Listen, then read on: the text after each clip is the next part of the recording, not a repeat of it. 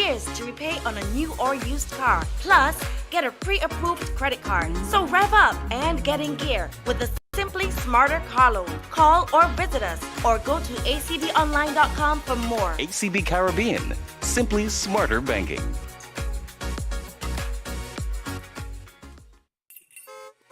Jingle your keys and get in gear with a car loan from ACB. Drive away with a loan that fits you. Get up to 100% financing and 10 years to repay on a new or used car. Plus, get a pre-approved credit card. So rev up and get in gear with the Simply Smarter car loan. Call or visit us or go to acbonline.com for more. ACB Caribbean, simply smarter banking.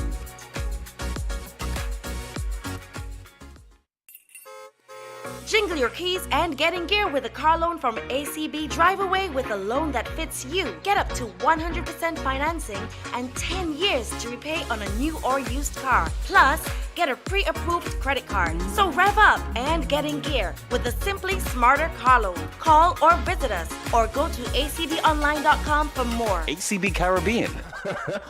Happy Saturday. Welcome to Sports with Mandela. As usual, we start with the quote. Don't decrease your goal, increase the effort. Morning, Tally, what's up? Hey, morning, man. Pretty good. Except, except we had some great showers. Yes. I mean, hope Pat will catch some water. I hope so. But almost everywhere flooded, man. I see up by Pickets, by landing strip area there. Well, on the kill, can get home. I passed years after 4 or 5, and it was pretty good. Says, what, they went out fast, boy. Yeah. A lot of strip full of people that loaded, man. Say, people can't wait to get to landing strip. They go on into the people playing. No, but today come and discuss. If post with the comment targets, this cricket story, and I try and best to avoid it all the time. I try to avoid this thing. I don't want to go there, but there's something that. Well, I'm not passionate about this, so I know we have a good discussion. That's something that pissed me off this week when I learn about this 18-man squad and take a pick. I realized women to have some mix to it. When somebody to mix a one man who want to play, I don't know. That's what it mixed to me. And then the mixed team, and that's in that bar. But I think we explain it a little later, True. I want to say good morning to Kerry, Germany. Hey, morning listeners. Good to be in the studio again for another show. I want to speak about cricket and Leeward Islands cricket, West Indies cricket. But that's so, speak about that cricket something discourage you, boy. Even looking at the stats and the scores, even look at the stats for the last maybe 20 test matches, West Indies haven't scored 200 runs in test cricket. So I don't know how much we can change that by having this conversation, Earl, but I'm looking for a good show this week. Well, we have two experts online, so they will tell us. I want to say good morning to Mr. Mike Finley. Morning, how are you doing? Good morning. I'm quite well, thank you. How are you doing? I'm great. Nice to have you on the show. I want to say good morning to Mr. Owen Roach. Morning, how are you doing? Well, morning to you guys. Afternoon, greetings. Always good to be on this program. Right. It's just a question I would like to show to you guys, gentlemen, after bat early and bright. Do you think we should have a time frame for West Indies presidency? Like a term limit? I don't know what you guys think. I think there is, in fact. They made some amendments recently. I think it is a maximum of 3 years now. I think that's what it is. Okay. Sounds good. And next question I want to ask too, before we dive right into it. Do you think we should privatize CWI? Well, it definitely benefits that we will get from privatizing CWI. I'm not just saying privatizing it for the sake of it. There obviously must be some benefits to the administration and also to the cricket itself. So yes, we need to, what the experts should need to carry out the feasibility study first to see exactly what is the best direction in that regard. Excellent. I agree with you. That's the approach that it should be. A number of the government's reports that we've had have not gone as far as privatizing the cricket West Indies, but in changing and making amendments to the structure of the organization. Well, get watch. I guess where Mike is coming from in terms of making changes to the structure of the organization, and I think you're very correct in terms of that, because in its present format, and what we have at present, it is simply not working. There's no nice way of putting it. It is not working, and there need to be changes. Yeah, but we should know that it has worked well for cricket West Indies since 1900s. That's a big question. It has worked well. And when West Indies was at its peak, when they were dominating world cricket, the structure of the board was not as good as it is now. In other words, they didn't have term limits. The elections were the same as they are, and so forth. So we need to examine those very closely. I should also note, and we should all note, that this whole question of restructuring the board and making changes and so on has only come about because we're losing. We're losing very badly. True. And that is a result of the state of our cricket, which is something we'll be discussing today. Yes. Well, I think, like, before, I agree with you, we're losing and we're losing badly. But there are issues, fundamental issues that needs to be addressed. For example, never before in the history of West Indies cricket that you had one person basically selected the team.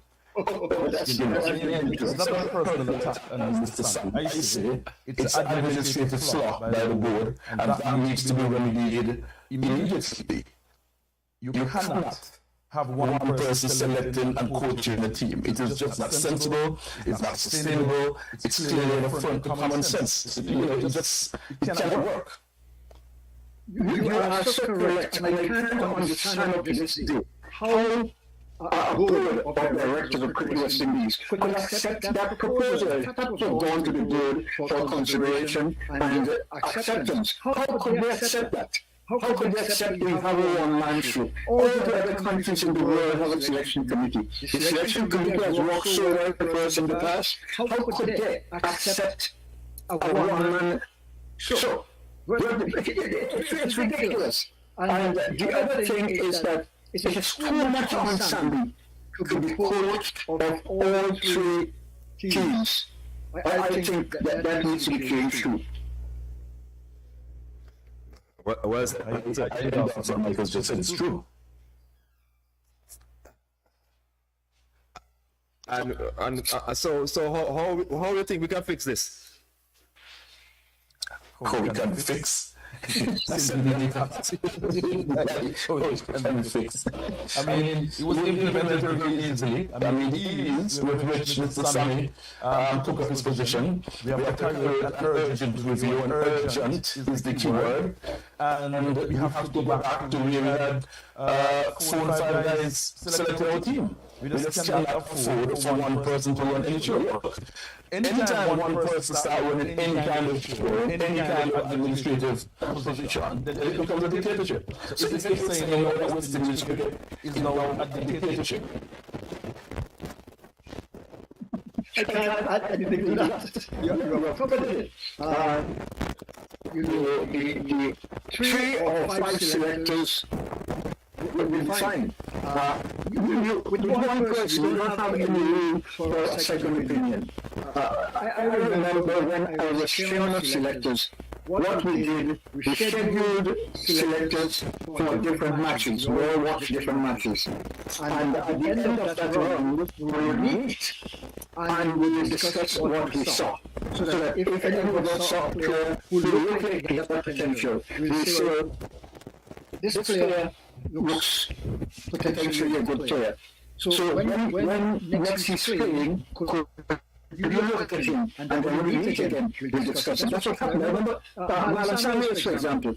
He played in a youth tournament in Barbados in the final. That young man, he was young at that time, almost won that game single-handedly for Barbados. They were playing for Jamaica, I beg your pardon. I think they were playing against Barbados. I can't defend this. But he got out the needed 6 runs off the last ball, and he had to hit the 6. So he went for the 6, he hit it middle on, and the fielder at middle on took a fantastic catch. He jumped high, took a one-handed catch, and that's how Barbados won the series. And I said to my colleagues in the next 7 minutes, look at Marlon Samuels and let us discuss him. And that's what we did. When they saw him, they looked at him, we discussed him in the next meeting, and all of us were satisfied that he was a good player and worth selection. So one man can't do that. One man can never do that. You will never be able to do that. You must have other opinions. Definitely, but it could get worse. I mean, I was quite surprised. A few days ago, I saw something from Sammy on Facebook, and I thought, well, look, this has really gone bad. And Sammy was saying effectively, what do I do? The same Sammy saying, what do I do when I take up the phone to call someone to tell them that you're being selected for the West Indies, and I'm actually hoping that they are available. That's what he said. So in fact, he's saying, when I take up my phone to call these guys to say you're selected, more than likely, or most of the times, what will happen is that they will respond by saying, I'm sorry, I'm not available. Sorry, this is that's simple. If you're having selection consideration, you've got to call all the players beforehand and say to them, well, we're looking at selecting a West Indies team now.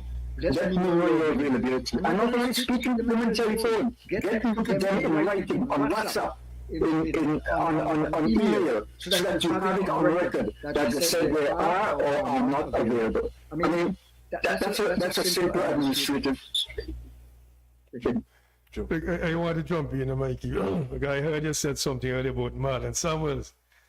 I had a discussion with him early this morning, and he didn't want me to go there, but I have to go there. I have to go there. Okay, see, somebody showed me a team this week for Antigua selected 18-man squad for some tournament called a mixed tournament. Some two of the matches or something like that, and two some couple one-day games. I don't know. But then I asked, how they were about the 18? And the guys are here for 3 months. They're both playing cricket, and there's some young guys from West Indies, the youth team and that team.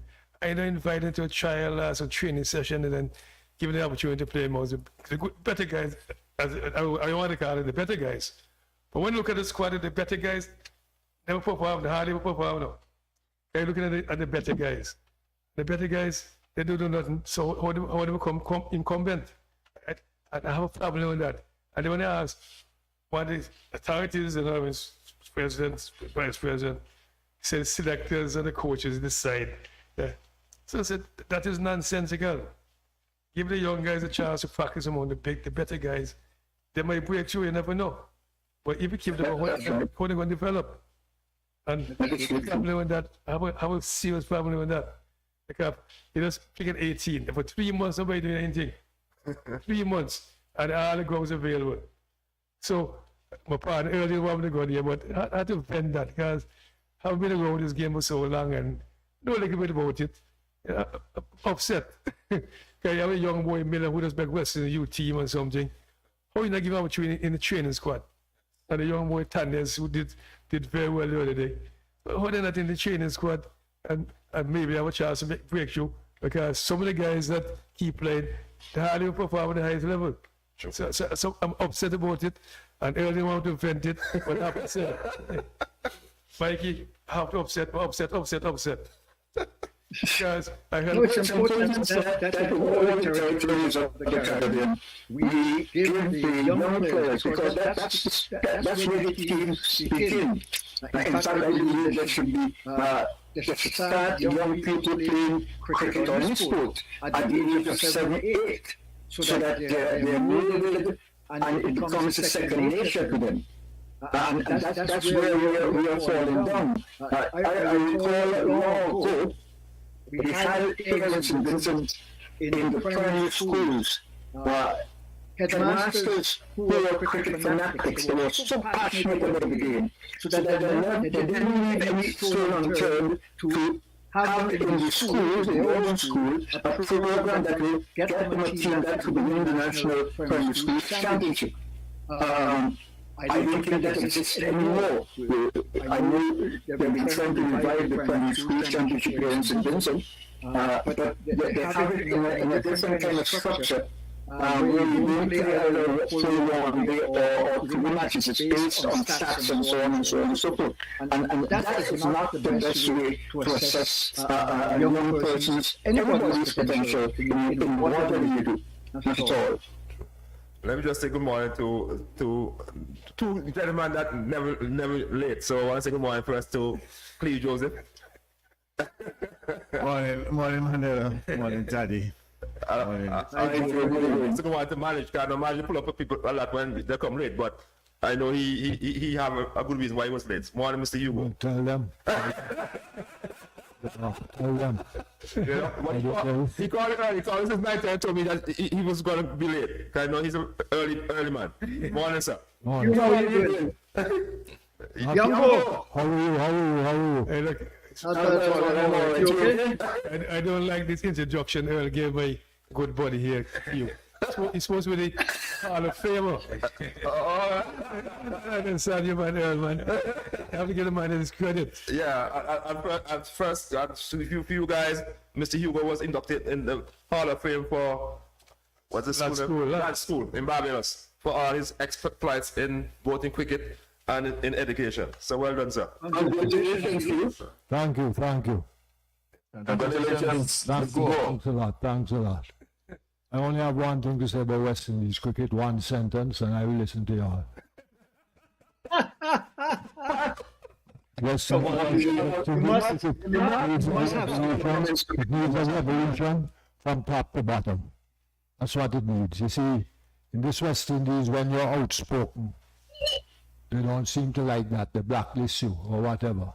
But I want them to check the world and see who are the most successful people in this world. People who have been outspoken and tell the truth and tell what it's all about and what it's like.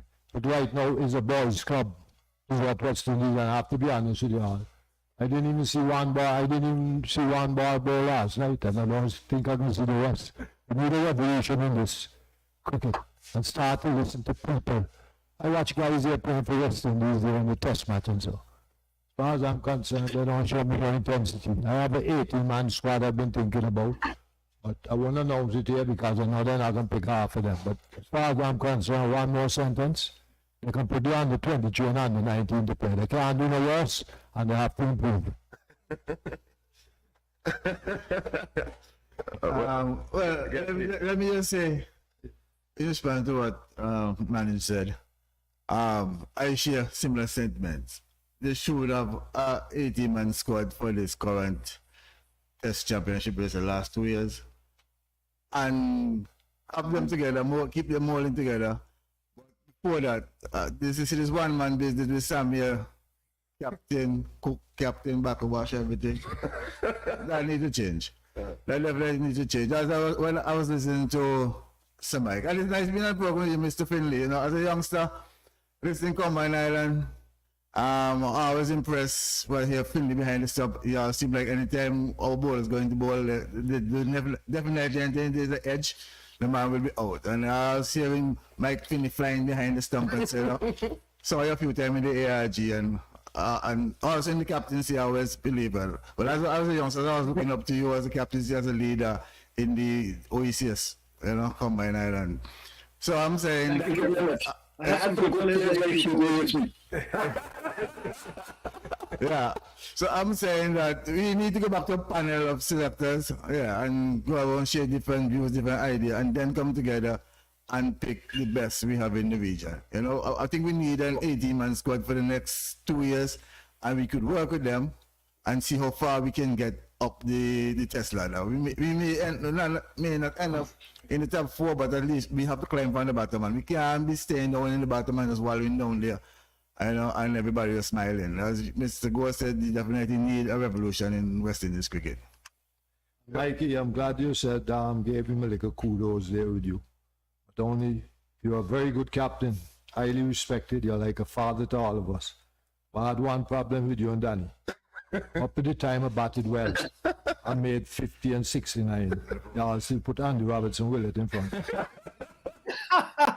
But it's a good thing that we did that because we're not taking questions off Jamaica, and that time tomorrow match doesn't go to be if you win. Thank you. You stay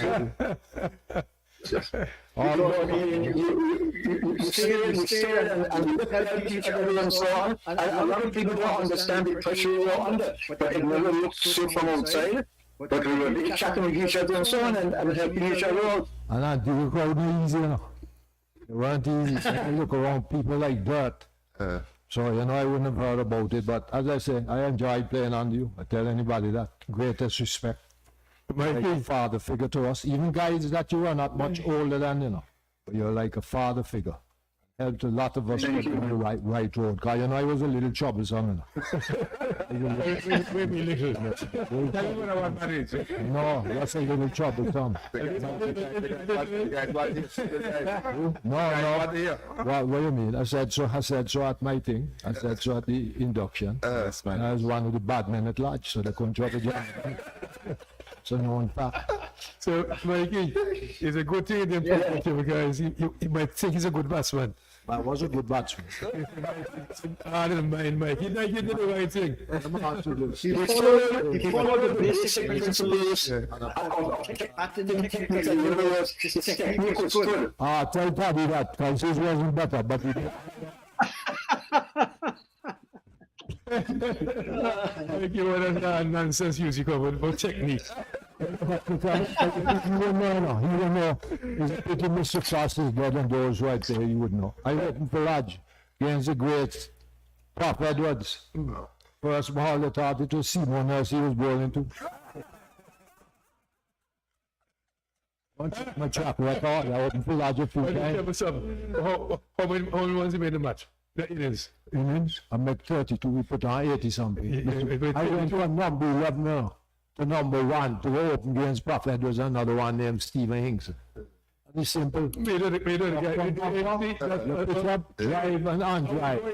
And if you come there, do like Simon Nurse.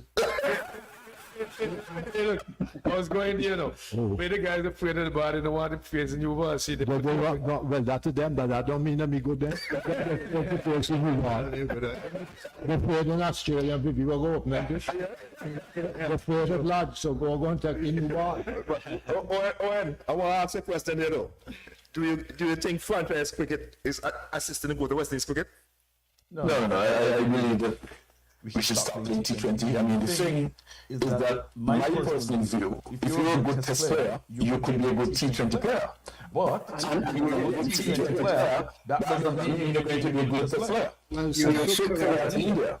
I mean, like Mr. White, I couldn't waste time to watch these guys this morning, but I watched the last test match, and one of the starting things that actually jumped out at me was that one of the guys who played test cricket who does not even know how to play to the length of a ball. I mean, how could that make sense? In other words, they don't know when to go backward or when to go forward. They don't know where the awesome is. This is test cricket. I mean, how would that be at this level of cricket? And apart from that, they've got a coach, an assistant coach. Sometimes they've got a management team that is as big as the team itself. So how come they don't making the that's not a joke. And how come they're making the same errors all the time? Mikey, I just wanted to say something, guys. When I see my good friend Kerry came in this morning, I told Earl that is part of the problem of the cricket these days. They have a keep you name coach, go to the classroom, pass the exam and name coach. But they don't understand the game. And that's part of the problem. Like you said earlier, headmasters are very much instrumental. So they had the knowledge and experience to pass it down to people. But if you don't play cricket at any kind of high-ish level, you don't gain that experience and that knowledge. I remember when Kerry went to, I was in my name and Bongs, when they went to Sri Lanka. I watching the game and see Lara and Bongs and jumping on the wicket against Kwapo. So I said, why Penny King not taking the nets and work on that? So I was so upset, like this morning, the antique and stuff.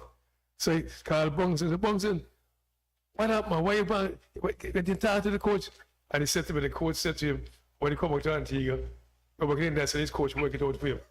And Benny can get in all his pay. So if you don't understand the game, Mikey, you can name coach, like I say, when you hear Sammy, you can't get bad feeling. Sammy is a mediocre talent. Never do anything, couldn't bat good, couldn't bowl good, good fielder. So you don't understand the game. And I said, and I call no. They wanted to find the paper as coach, you know. And they say you don't have the paper. You know, certificate.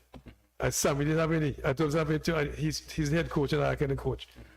Well, Mikey, you can work with the winner as politics to me. I understand no one because he's been saying the president, no one is saying this. You think it sounded like me, Mikey? It sounds like politics to me.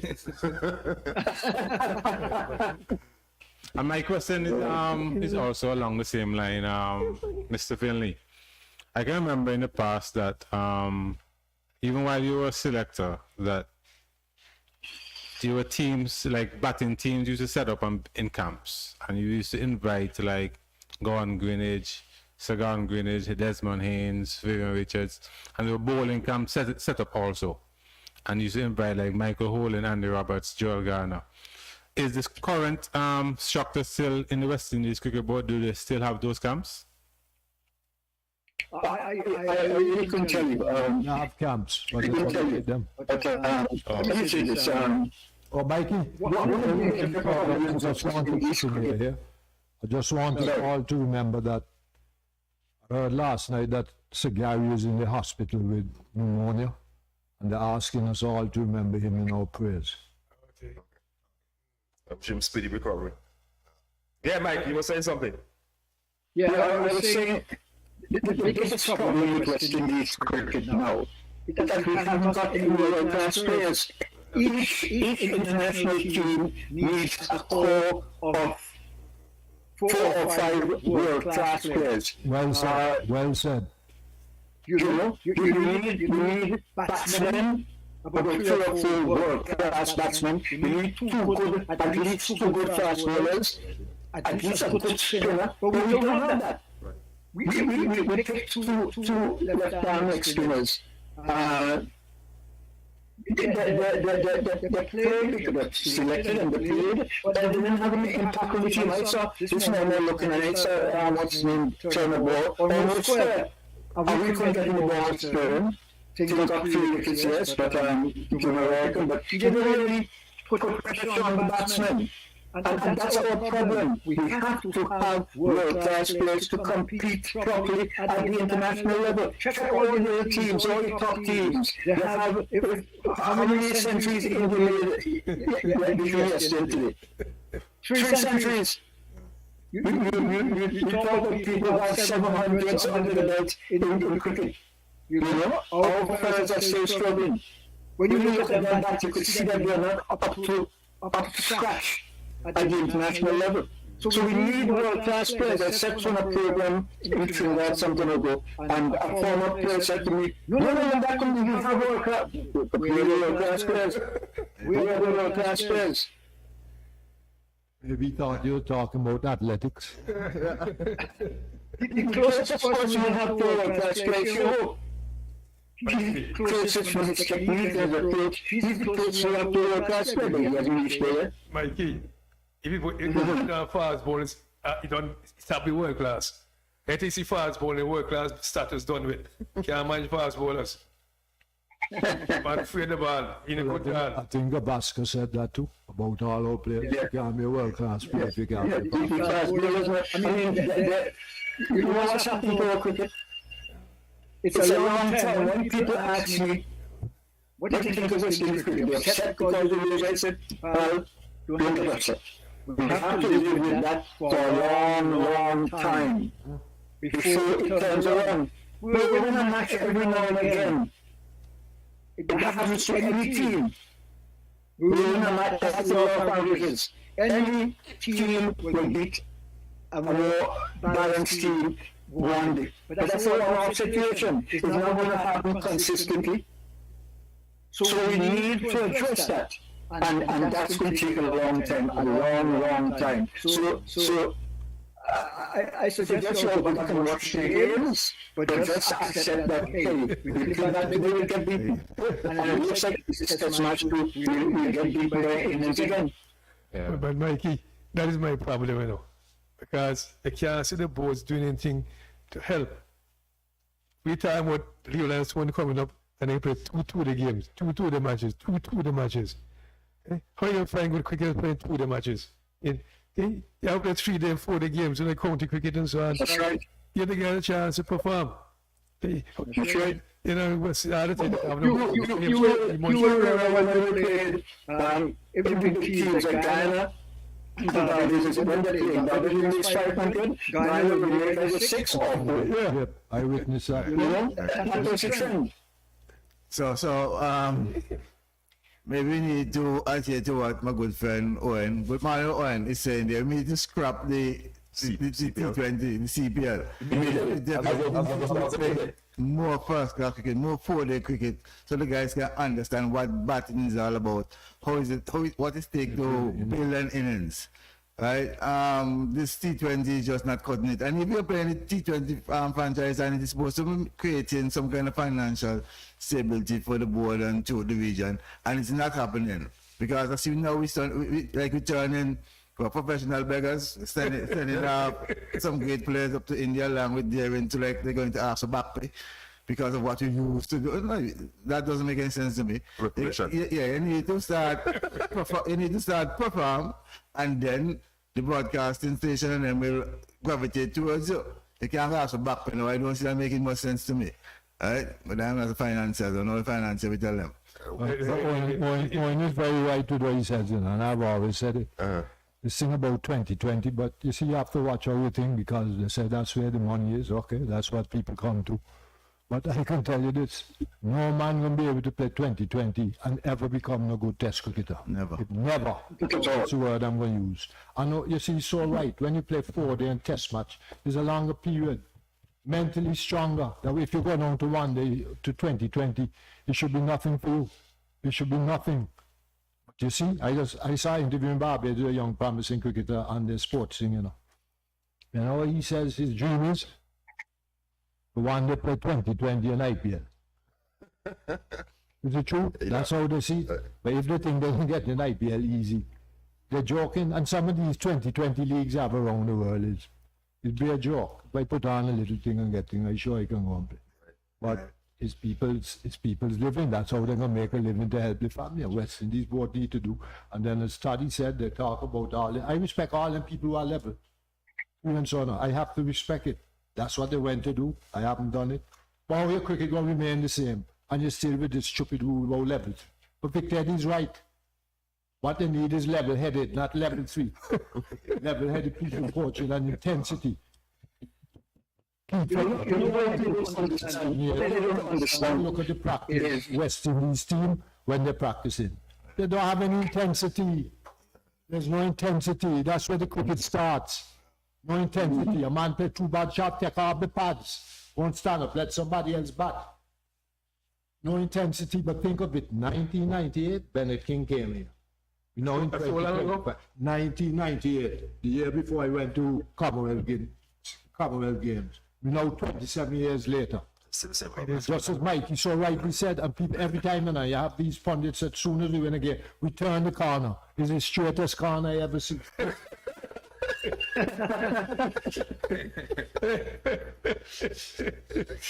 You see, I didn't realize 1990. I didn't realize so long ago. King here. And I had another one named Dyson. What? Dyson. Dyson. Dyson, I think was one of them now too. To Australia. Not that they don't know. But you see, maybe the thing with them too, that we could not adhere to it because we don't have a discipline. Right? You know, it's interesting what Mikey said. People used to bring Gordon, maybe Viv or somebody, and so they don't do that now. Don't do that. Well, I want to listen to the little, right? Get watch. No, here's what I think the problem will be. We have a set of players these days in the Caribbean who does not understand and appreciate the proud history of West Indies cricket. Well, so understand what the legacy is all about.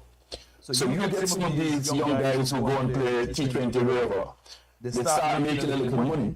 And And then all of a sudden they feel that the past players has nothing to impart onto them. They can't tackle it. No, That is a serious problem as well. Well said. We gonna take a 2 minutes break and come back. Jingle your keys and get in gear with a car loan from ACB. Drive away with a loan that fits you. Get up to 100% financing. 10 years to repay on a new or used car. Plus, get a pre-approved credit card. So rev up and get in gear with the Simply Smarter car loan. Call or visit us or go to acbonline.com for more. ACB Caribbean, simply smarter banking.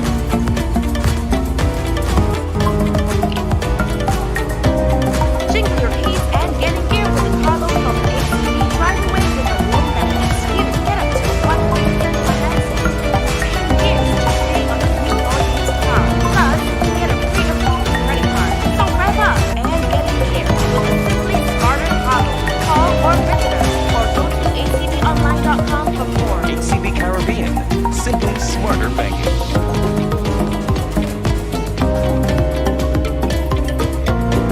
your keys and get in gear with a car loan from ACB. Drive away with a loan that fits you. Get up to 100% financing.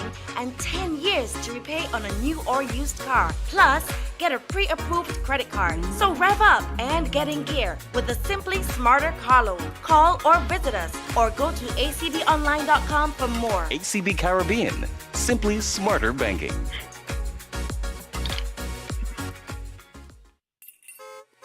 Jingle your keys and get in gear with a car loan from ACB. Drive away with a loan that fits you. Get up to 100% financing and 10 years to repay on a new or used car. Plus, get a pre-approved credit card. So rev up and get in gear with the Simply Smarter car loan. Call or visit us or go to acbonline.com for more. ACB Caribbean, simply smarter banking. Jingle your keys and get in gear with a car loan from ACB. Drive away with a loan that fits you. Get up to 100% financing and 10 years to repay on a new or used car. Plus, get a pre-approved credit card. So rev up and get in gear with the Simply Smarter car loan. Call or visit us or go to acbonline.com for more. ACB Caribbean, simply smarter banking. Jingle your keys and get in gear with a car loan from ACB. Drive away with a loan that fits you. Get up to 100% financing and 10 years to repay on a new or used car. Plus, get a pre-approved credit card. So But in terms, as Peter speak back on what Rochi said and stuff, and CPL and Cleve, do you think 18 tours, going on regular 18 tours, will help develop players, young players? Well, hey, it's 18 tours. What kind of matches are you going to play? T20? No. 50 overs? I don't know. Longer version. Well, see, I've been complaining many years ago, when England sent county teams out to play over 50 over games. You remember that? Yep, I managed when they Kent and somebody. Somerset. Okay. And I said to myself, and Hampshire okay, came 2 years see, right. I remember that. And I said to myself, why Western board can't arrange something like that so our teams can go to England? Yeah, you always said that. So if they want, so what they did, send the young guys in the team to get our conditions, play against our better guys. You know. Correct. How we can't get the opportunity to go up there? Because Western board, something wrong with the organizers and the authorities that be. The visionary. Division. Remember you said years ago, one time up by Dave, now I look back, it's so true, you know.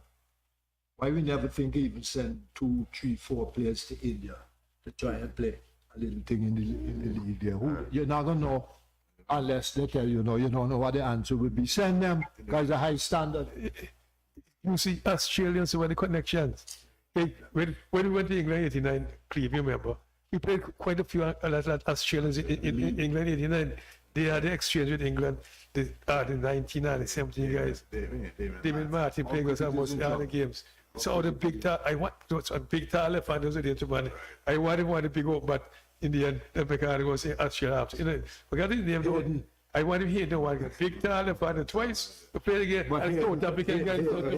Played in the league. So, you see, I'm talking about. Talk about 18 and stuff. Right now, they have a under 19 Australian team in India right now playing against India. Yeah, under the Test cricket they play. But see, we can complain without the money. Remember, India went to England. Yeah, man.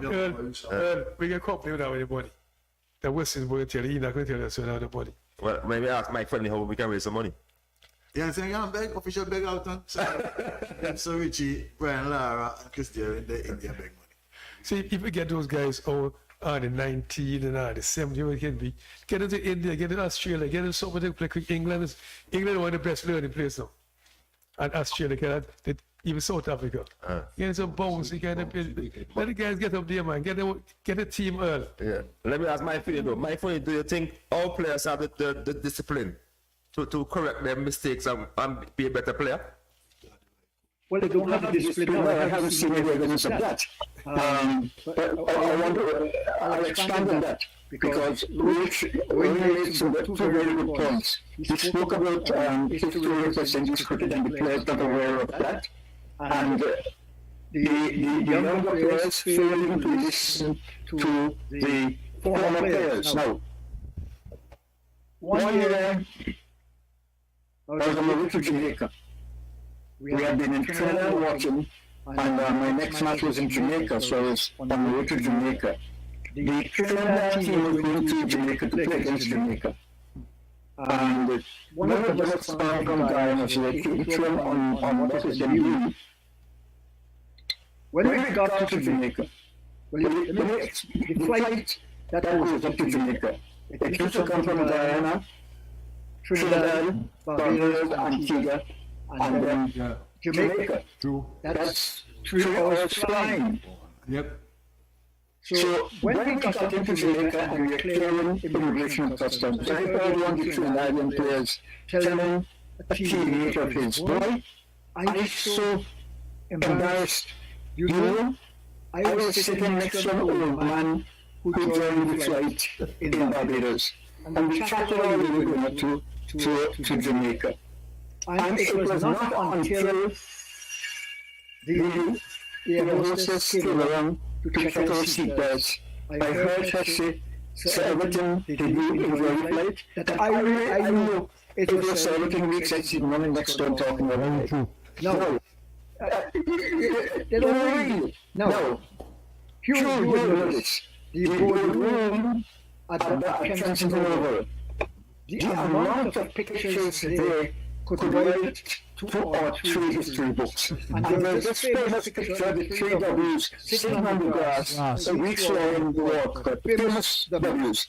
And you remember after every match you play in Barbados, at the end of the game, there's a cocktail in the boat room.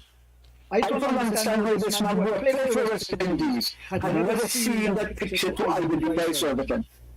That is a fact that we read it. No.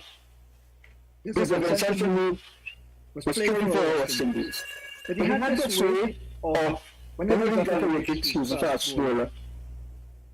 He would put it in his pocket and write some imaginary note or something. So it's a why is he doing that? Why doesn't he stop doing that nonsense and concentrate on getting the wicket? He's next small. But Jean, my wife, is a cricket fan. And she knew him very well because he used to model with her. So when I mentioned that to her, she said to me, so why don't you speak to him? I said, see that? Those fellows don't make him. I am very reluctant to speak to him. Anyhow, one day I went to the store that she manages. And my back was turned to the door, where she and I were talking. And she said, look at Rick on my pin now. Talk to him. He was too close to me for me to say, no, you're not doing that. So I said to him, you have this way of putting your hand in your pocket and doing some writing, some national. Why are you good? You know, it doesn't make sense, it doesn't add anything to it. And people are seeing you and saying that is nonsense. So why don't you stop it? Come on, concentrate when you're walking back to your map. You concentrate on how you're going to get the next wicket. He said to me, that's my way. You see? So you can't talk to those guys, they don't listen to you, and they know it all. In fact, some of them even know the old players are just indicated. So it's a matter of education, discipline, and Gavaskar said this week when he was talking about West Indies performance that bowlers were like bowlers. Yeah. What purpose? And he's correct. I don't know how much practice to do. You have to keep practicing for a long time. even when the team itself is not practicing, you as a bowler or batsman or wicketkeeper, you've got to go and do your own practicing and read a lot. You've got to think in the game as if you're a captain. Hugh, again, I can't help calling him because Hugh has been one of the players who I respected a great deal on the Combined Islands. And he proved his worth. He was not a terrible fast bowler. He was a good fast bowler who used his head. And he used his head as a cricketer because when he batted, he used his head also. Yeah, but tell Toddy, so don't forget to tell Toddy when. What's that, Hugh? Tell Toddy that when you say about using my head as a bat. But, Mikey, me and Aaron Delano have been friends for 66 years. But sometimes I wonder if he sees or if he has cataract. Okay. Before you continue, Mike, I'd just like to add with when you're speaking about the attitude of our players, because I'm seeing players, especially our batters, they will play in the IPL or other tournaments, and when they make 50s, they will raise their bats and salute the crowds and stuff. But when they're playing regionally, and they're playing among our fans, and we have big crowds watching them, I see they reach 50s and 100s, and they don't even acknowledge the fans. They don't even show their bat.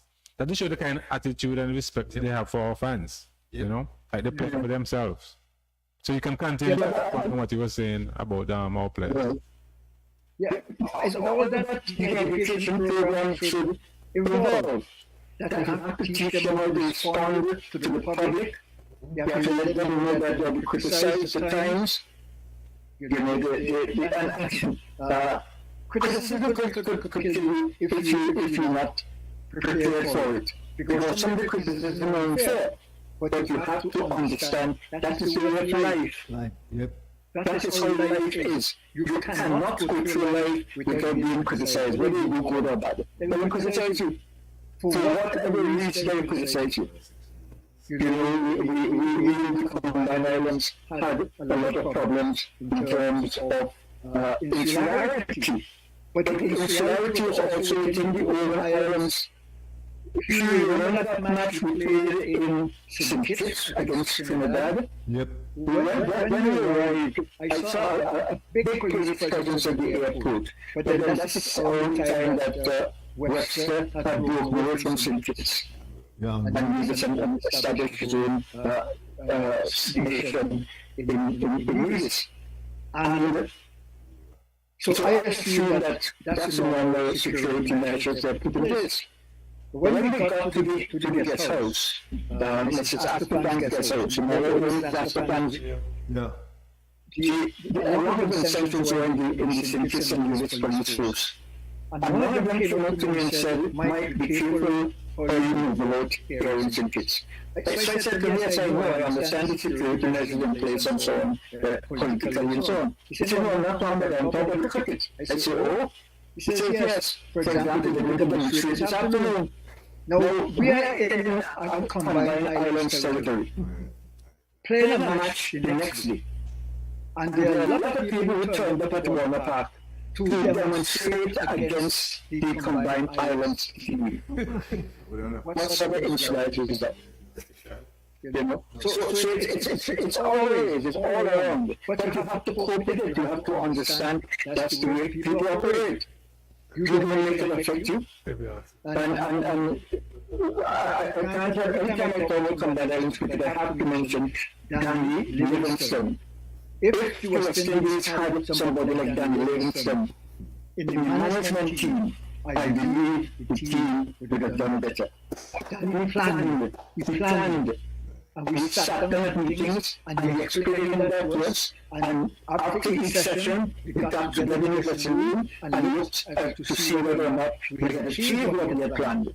That's why that year was so successful. And he was the master. Hey, Mikey, I know I want to ask you. So what was the demonstration all about in St. Kitts? Well, they were demonstrating against the selection of the team. They wanted Hector to play instead of me. They want Victor Edwards. Hector was a keeper. And he was a good keeper. He's a very good keeper. And he's from St. Kitts. But the thing is that they wanted application to play in a match, and the person who got touched within the team was sector. So how they demonstrated. The police had to come and play that game so we could practice.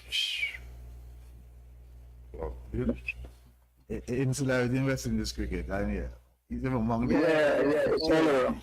He's living within the Leeward Islands. Yep. It is still big. I was telling him that, hey, I know something from that in the Leeward Islands. So insularity is sometimes it's worse than at the West Indies level. But that's the thing. Also, let me say, going back to this for the game, and where I believe that I always believe it's just scrap the 2020 and play more for the cricket. The fans. Because sometimes at one time I put a Facebook page that sometimes I say the fans are not really blaming. Because they gravitate to the 2020 with this part. This is the biggest part in sport and stuff. Like, you know, West Indies cricket or anything else. Let us win and then we can have a party, not have a party and hoping to win. And I have a problem with that also. The way they promote the whole 2020, and then when it's before the cricket, there's no promotion taking place. You can only hear it, not anything about the mainstream media. On social media, you might see something. You know, I mean, Sri Lanka was here over last month playing a few games, and there was hardly any advertisement. I didn't even know until I have a good friend who's a scorer told me that well, he's on the scoreboard. And I mean, these are what some 3-day games, and so that's what we need to be playing. We need to, as the fan, we need the fan to sensitize the fans that look, hey, I'm not doing good at this 2020 because they are not playing enough cricket. The batsman can't build innings. And so the fans have to go back and support the cricket. And I know as a youngster, I used to be watching the Leeward Islands tournament, even from my home, going to watch all 3 days of cricket. I playing that system and it was still working, it's still functioning good. All of a sudden, it's 2020 is around and the 2020 is not giving us anything. It's not adding any value to the cricket. It adds some finance to the players' pocket, which I love. But in terms of us building, this region back as a cricketing powerhouse, it's not. So we need to do something. We need to have some, as I say, need to sensitize the fan that, hey, let us win and then party instead of party, hoping to win. I think Jaden Seals, as we are all here, should be given the highest praise for the comments he made. Yes. Wants to be the best fast bowler in the world. Yes. His focus is on test cricket. That's where he knows, when he gets up there, he knows that 50 over in 2020 become easier for him to adjust. Yeah, when you're a young man speaking like that, but when you're watching him, he always has that badge on his heart. The young boy lane and getting wickets. Our fast bowling doesn't look bad, in my opinion. And manage. St. Phillips Lane, 2 Joseph Seals. We have some and manage. batting. Not only that, Trinidad won the tournament. Majority of those players don't want to play for West Indies, but they will play in our T20 tournament. But if you select a 3-day tournament or 4-day first-class teams and play a longer version, they won't play, and that will help. That will help develop our cricket. That will help sift those who want to play for West Indies out of the cricket. Because they only want to play T20. But I just wanted to piggyback on something Mikey said earlier because I couldn't hear so and don't say anything about it. That genius named Danny Livingston. Well, I'm a direct product of Danny Livingston. He taught me almost everything, he had a man named Clem Francis. And those are two of the best cricketing minds in Antigua. But Danny was long before his time. Yep. Danny was a genius, extraordinary guy. He work with everything for you, even before it happens. That was Danny. He's a student, and beyond that, a scholar, professor, everything to me. But I want to say something about carrying this 40 cricket. I told you about it about 4 years ago. I went to app, I can notification from India. And there was a young guy who was trying to find him one time out, I'll tell you so, They couldn't find the guy out of state. And Mikey, the guy was 14 years old, at 13, something like that. Out of state, playing a 4-day game. A 4-day match on the 15 cricket. Looking for him. But out of state, playing a 4-day game. But I said this, in India, they start playing 4-day game when they're young. Yes. Earlier, so you get accustomed to playing a long version of the game. Well said, man. So if we think this two the game and the three the game, going to cut it. When they get back there for a long, long time, you have to have guys playing cricket. That's what's so upset about this Andy thing in the picking up. They only have for 3 months where guys will practice and training, have some trial games, put them to the test, and then they pick an 18-man squad. That's nonsense. No development plan in the stuff there, man. No, nothing there. I have plenty. When I listen to you, I have plenty of young guys doing well. I don't see them personally. I hardly want to watch a game. See the guys don't watch this just much. I hardly want to watch a cricket these days. I want to watch. I don't like what I see most of the time, but there's some very good talented guys here. When I heard Hayden want to drop out, I was happy. I tell you why I was happy. Michael McKenzie. Because I said Michael McKenzie and Charles Snow. Kind of guy should be on West Indies web team. One of the best West I see for a long time. He plays too young. What too young story I hear about too young. Even don't get the opportunity to go play. Yeah, clear. Hold on. Me have a problem. Think you are the best spin, but I can't feel. And you don't have nobody that can't feel. Tell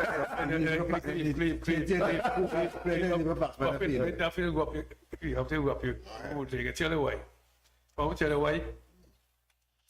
It goes to the coaches again. And like I said, hold on. Because I remember when people just picked Curtly Ambrose. He be picking.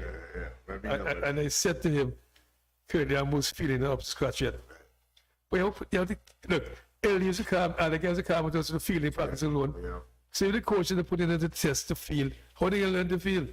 And you have to have practice with them. Just you don't go practice on the all feeling for 2 days, 3 days, 4 days. And you can't feel good to get no batting. No bowling. That's how the plan works. The problem we have plenty of young players from West Indies. Some of them look good for 30 or 40. You can't go and so you say when the T20 you say look good, but then I say when the feeling now I can't feel down. But it's down to the coach again. With them not even lose a person. The coach and tell the coach that lose a feeling. You think them do that? Well, I'm saying to you again, I agree, but the coach will insist that they come train. You know it, you have to see the body they're training.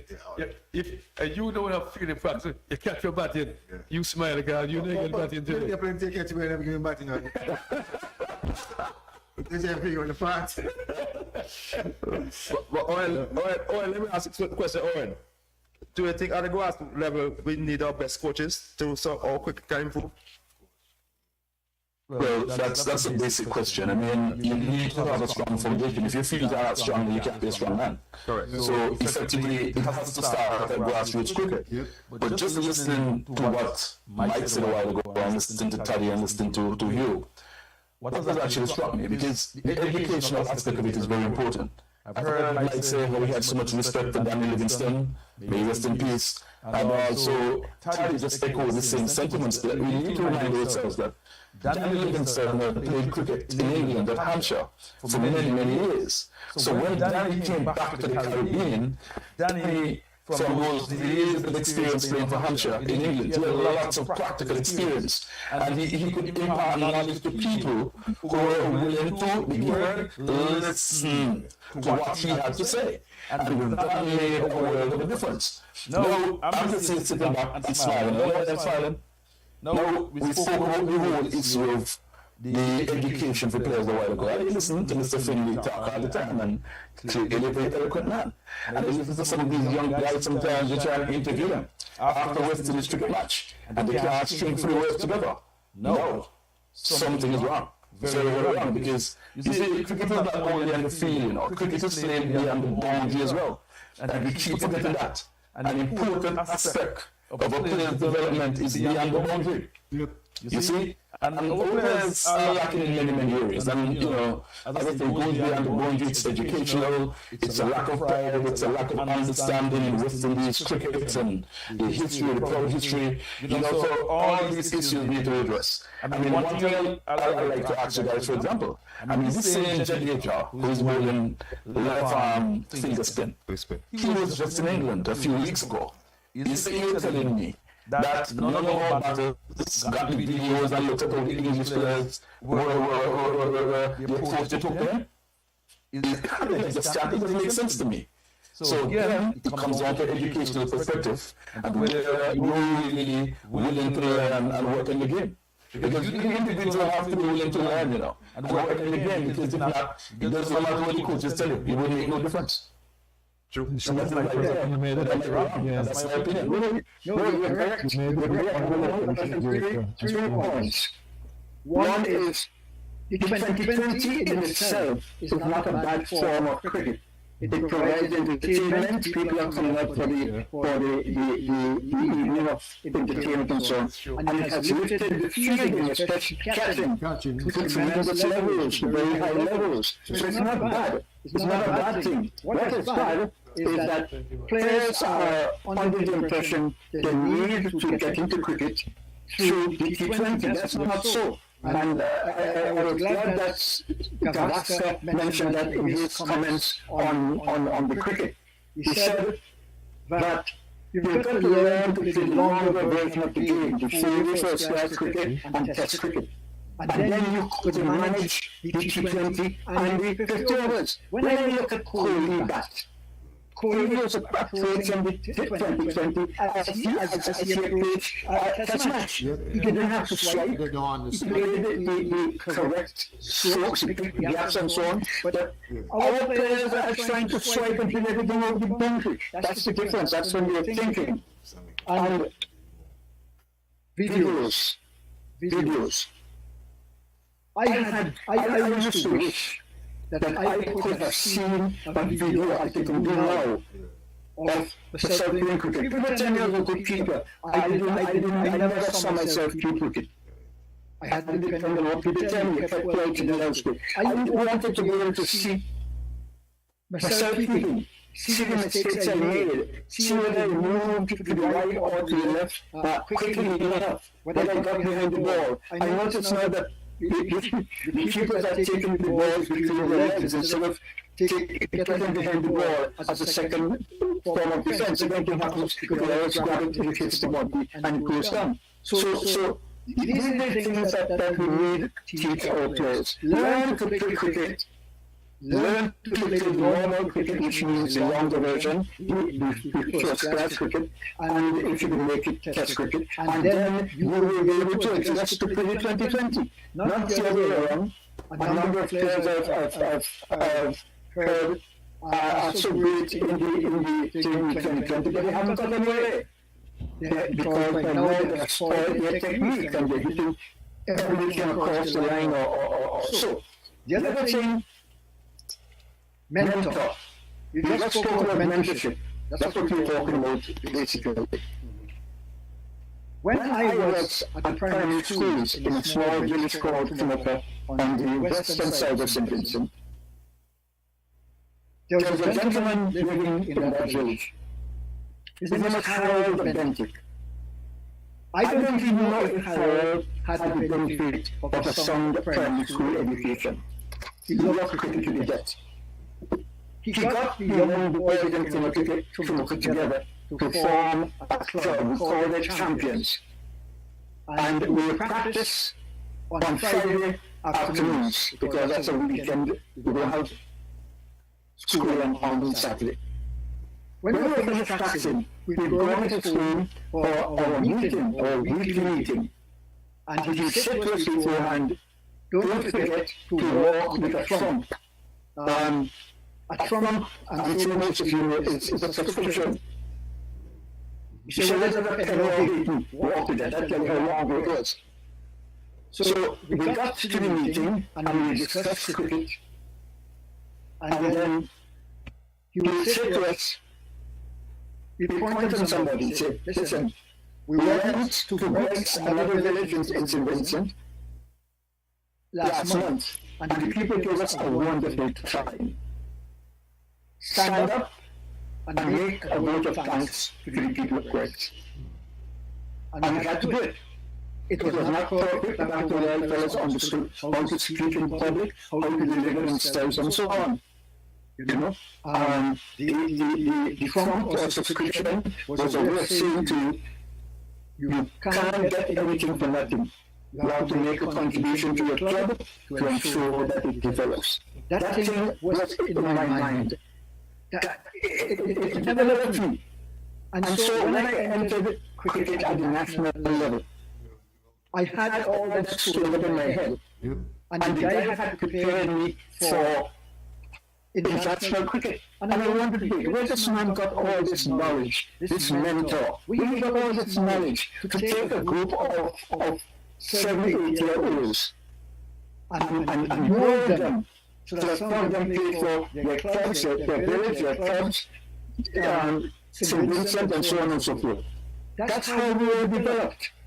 And I'm so sad that doesn't happen much anymore. In every island, there was a mentor. I know another person who had been in cricket for a long time, not training. He didn't have a certificate in coaching, but he could explain to you how you should bat, how you should bowl, how you should field. And another thing that impressed me was on the front wall of the Florida Primary School. And those days, there were some coaching charts done by MCC. How to bat, how to field, how to bowl, how to wicket keep, and all that. So as you entered the school each morning, you saw this wall full of cricket coaching material. That again left an impression on my mind. Even now, because, it showed you how you could field properly and did everything properly. So all those things are lacking now. They're lacking now. Where are the natural mentors in the primary schools? How are they imparting their knowledge to the youngsters? And not only in cricket, but in football, in table tennis, in lawn tennis, in whatever. We need those people to come back on board. And Cricket West Indies need to get them on board. They need to get them on board. There's another problem I have with Cricket West Indies. Cricket West Indies has a cricket committee. That committee is supposed to be an independent committee that addresses cricket and cricket development only. They make proposals for advancing the game. When I served as a selector, when I served on that same committee, we addressed things like retainer fees, because we were conscious that players needed to have some income. Cricket is an expensive game, and you not accept that, so you have now a retainer fee as a regular part of cricket. And so all these little things are important. Now the cricket committee is chaired by someone who is a member of the board. That should never happen. You can't have the board reporting to the board. That should be an independent committee comprising past players, and if you want to include some present players, yes, to address cricket and cricket development. And whatever they send to the board, it should be so well crafted that the board should accept it. Because it's purely a cricket matter. Cricket by people who play cricket, because although there are some people who have never played the game at a high level who know a lot about the game, like this same our Bentica is talking about. We have people like Danny Livingston, they're all around the place, who have vast knowledge in the game and to pass it on to young people. Get them to go back into the schools and teach the youngsters what cricket is really about. Teach them that. Teach them what cricket does for the development of a human being. There's some people who believe that except you are a lawyer, a doctor, or highly educated, that you cannot be a good cricketer. There are some people that figure that cricket will detract from your studies, not so. So Frank Hall, head of the University of Sydney, he was one of our top cricketers. Well, David Richardson from South Africa. This was a lawyer who played for South Africa. And I have so many of them. Terence Vincent, many of you know now we've heard called Linton Lewis. Linton played a lot of league cricket.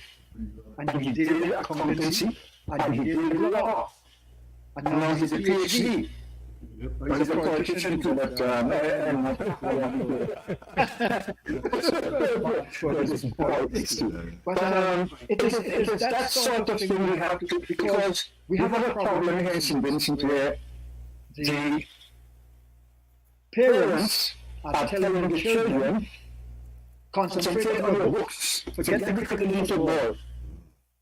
But the cricket and football helps you develop you as a human being. And it helps you develop your study habits. It provides physical activity to make you healthy.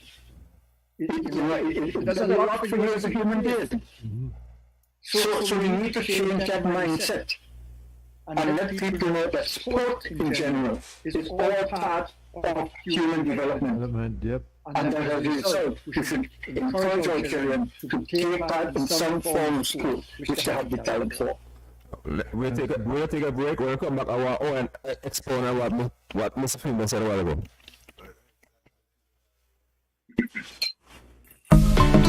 Jingle your keys and get in gear with a car loan from ACB. Drive away with a loan that fits you. Get up to 100% financing and 10 years to repay on a new or used car. Plus, get a pre-approved credit card. So rev up and get in gear with a Simply Smarter car loan. Call or visit us or go to acbonline.com for more. ACB Caribbean. Simply smarter banking.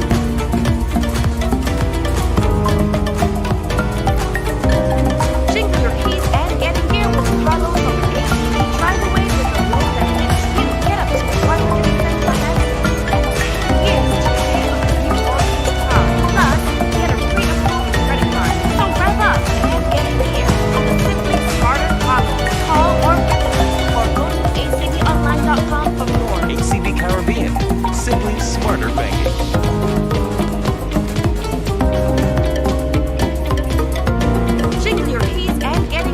a car loan from ACB. Drive away with a loan that fits you. Get up to 100% financing and 10 years to pay on a new or used car. Plus, get a pre-approved credit card. So rev up and get in gear with a Simply Smarter car loan. Call or visit us or go to acbonline.com for more. ACB Caribbean. Simply smarter banking.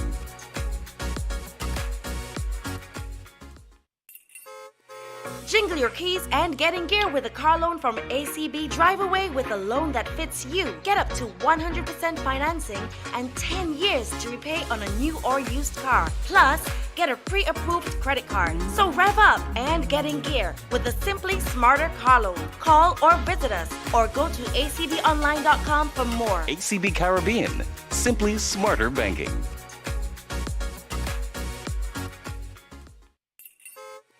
Jingle your keys and get in gear with a car loan from ACB. Drive away with a loan that fits you. Get up to 100% financing and 10 years to repay on a new or used car. Plus, get a pre-approved credit card. So rev up and get in gear with a Simply Smarter car loan. Call or visit us or go to acbonline.com for more. ACB Caribbean. Simply smarter banking. Jingle your keys and get in gear with a car loan from ACB. Drive away with a loan that fits you. Get up to 100% financing and 10 years to repay on a new or used car. Plus, get a pre-approved credit card. So rev up and get in gear with a Simply Smarter car loan. Call or visit us or go to ACB. To speak back on what Mr. Finder said a while ago. Share your thoughts. What do you think about those comments? Well, Mr. Finley's thought process was very clear. His words were obviously, as always, very well informed and eloquent. But one of the things he spoke about that I really like is the whole mentorship program. I think that is very important. I think the time has come where our players need mentorship. A lot of these young men are drifting away into oblivion as far as I'm concerned. You know, and I did say earlier on that if your life off the field is not what it should be, it could affect what actually goes on the field of play. The reality is that this whole synopsis of with this cricket, this discussion, it's going to take a very long time before anything meaningful actually comes into play. But I think that territory by territory, we should actually set up like a small subcommittees to look into what is going on in that particular island. I think it's important because there's so many islands in the Caribbean. I don't think one rule would necessarily fit all. So you want to set up a small little subcommittee in St. Vincent, one in St. Lucia, to deal with Willows cricket, one in Antigua, maybe one in Anguilla to deal with Willows cricket. You need these small little subcommittees that would perhaps then go back and report to cricket West Indies. I think that's the way forward. I want to jump in quickly because I want to explain to you what I mean by subcommittee because you already have associations here already. So Would You you- know, as Mr. Clinton did say a while ago, one of the things we have to be very careful about is, you know, a board reporting to itself, for example, all right? So we want independent subcommittees. You can set up an independent subcommittee. You go and say to people, this is their job, to meet with the young players, to see the kind of preparation they're going through for tournaments, to give the input in terms of coaching and the coaching structure, etc., etc. And these guys are totally independent from Cricket West Indies. They will then go back and make a report to Cricket West Indies. So they're working the West Indies board, that's what you're saying? No. I said they're totally independent. They're independent. Who then give their report to Cricket West Indies. Because the difficulty we have is that if people who are working for Cricket West Indies, you know, have to go and do these reports, there's always the risk of some conflict, because a lot of times people are not really say what they want to say because they may be afraid that there may be repercussions. You see? And we don't want that. We want independent people. People like Hugo, who would speak his mind and call it field is field. Say, look, this is where we are. No, but I think what Todd is I find that this is lacking in West Indies cricket. yeah, but what I think Todd is saying, and you're very right with what you're saying, but I think Todd is talking like from a territorial point of view, nothing to do with CWI, like the Antigua Cricket Association. Should there be an independent committee that has people outside of the Cricket Association? Yes, that's what I'm saying. How you settle that, Owen? Because the board might not want that, the board might not sanction that. Which board may not sanction that? Cricket Association. The board. Actually, we have nothing at all to do with the Antigua Cricket Association. They might not There's listen. nothing to do with the United Cricket Association. There's nothing to do with Cricket West Indies. But Owen, who they report to the Antigua board might not want to hear from them. They don't have the powers. They're not reporting to Antigua board.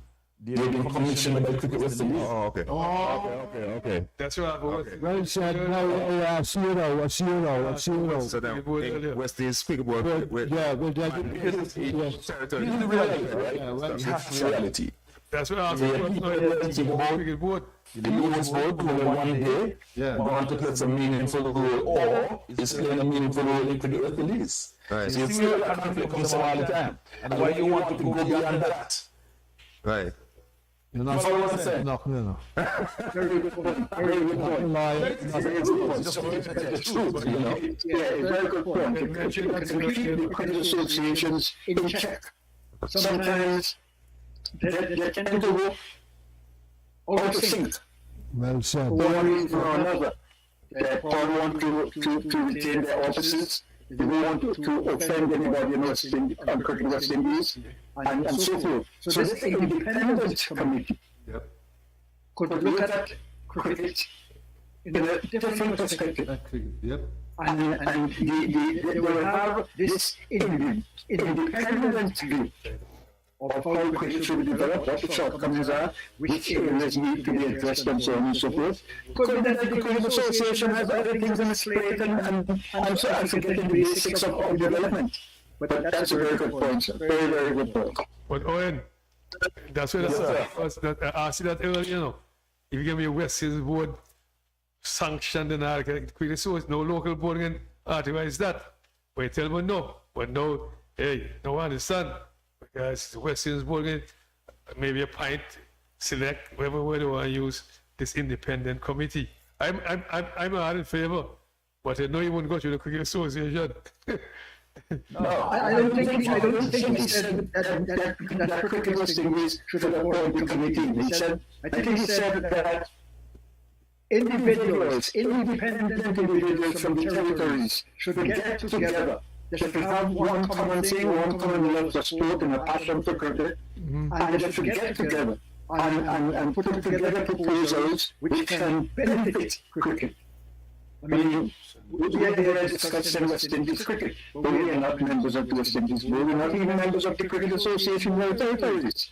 But because of our love to the sport, we are discussing it as individuals. The point is, out of this discussion could come some useful proposals that can help West Indies cricket. That's the point he's making. Right. Is that what you're saying? I understand that fully well. I understand that fully well. But suppose that local board don't listen to them. I think the stakeholders, they will let them. We are stakeholders in the cricket. So for me, if I'm a president for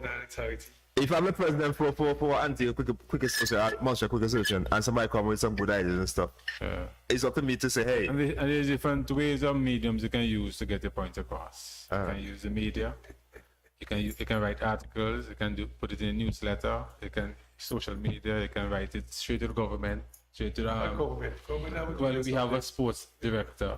You can, you know, there's so many things you can. There's so many mediums you can use to get the point across. No sport can tell the Cricket Association not enough power. But the Cricket Association invited him to the meeting. They asked him for ideas. So that's something. Different ways. Well, because if they don't have any ideas, the different ways you can get your point across, so they can listen to you. I understand that, but no government can tell you. No social, not. Cleve, you're making some point. I think when we want to break, when Finney said something, when Mike Finney said something, you remember? Okay. but in terms, I can't be mention government. But you think the government should get involved? We're saying not get involved in one because that's that allowed. But in terms of structures and so grounds preparation, provide facilities and for players. Well, yeah, that should be in the national budget of the country. In terms of preparation of grounds, maintenance of grounds. I believe the government, so creators call them, is paid by the government. So that should be standard. All the coaches that's in the government system. Yeah. Right. So School cricket and something. No, that's happened me cry. If you are realize, that made me cry recently in terms of guys saying that the facilities is not available. If it is available, the pitches are not prepared and stuff like that. Right. I see this word creator.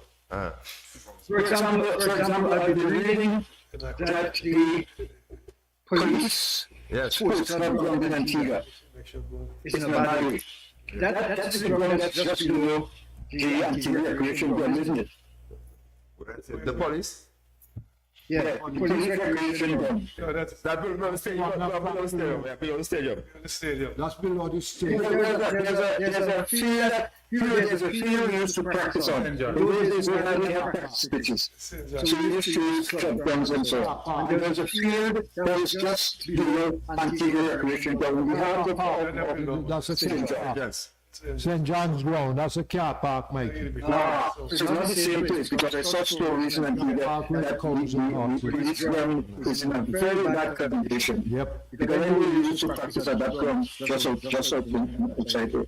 So, but in a case like that, in a case like this case in Antigua, with that ground that's in a bad state, there's a dearth of playing fields in all the islands. And an independent committee that we are talking about here could go out come together and say, listen, let's try and do something about this. And we could make several approaches to private sector, to individuals in the community in Antigua, and get that field fixed up. It has nothing to do with Cricket Association. It has to do with the game of cricket and other sports. And that will be to the benefit of the country. Not anybody. Nobody's seeking glory. People are looking after matters that could affect the development of young people. And in these days, there is so much crime around. We need activities that will take young people from a path of crime to proper living. Economically, you could help, you could raise funds, you could give scholarships, all that sort of thing is important. So you don't have to be part of the Cricket Association in this case. They will be a totally independent body. And I think the suggestion is extremely good. The suggestion is great. I think the suggestion is great, but it's implementation. Because, Mikey, in this country, people think they have all the power, and they don't listen to you most of the time. And hey, that's what I said to my friend Earl. I didn't want to come on the show because this show is bad news for me.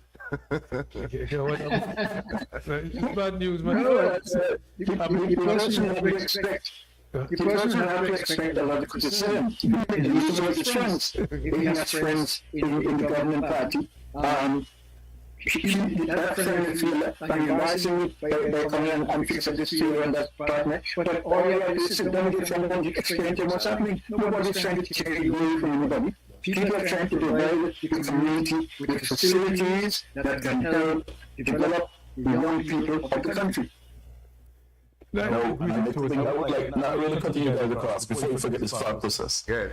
Next thing I would like to see being implemented, because Mike spoke a while ago about parents in St. Vincent pushing away kids from playing sports.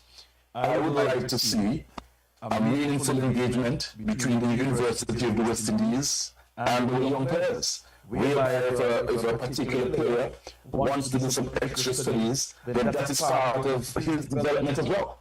We have to be moving in that direction, not just service. We have to move in that direction so the parents understand, look, your kids can go in school and they can still play cricket.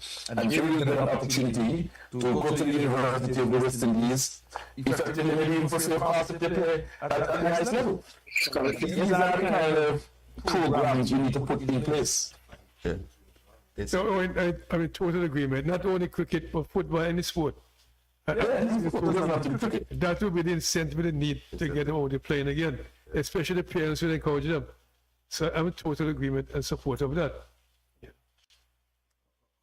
I think that's the point. That's the point we're talking about. Yeah, I'm saying when we were younger growing up, when the West Indies were dominating the world cricket, our parents wanted us to be outside playing cricket. But now, you know what I mean, nothing's happening up at the upper level.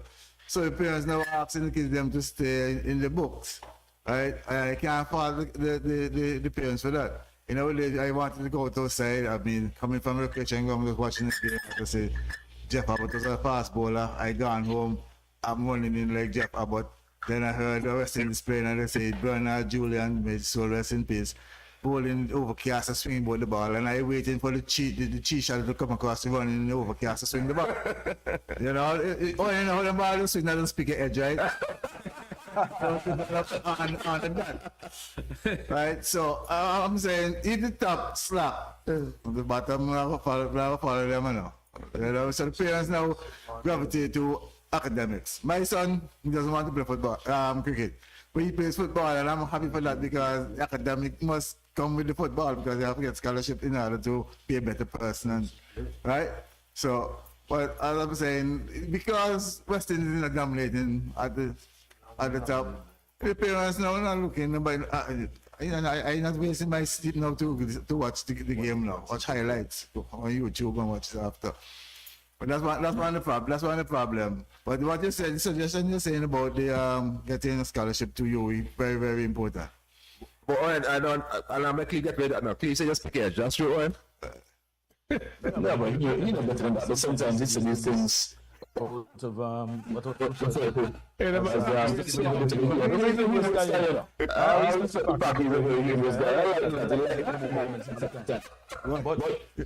of the things I think is very important from a governmental perspective in the Caribbean, because cricket is not a cheap game.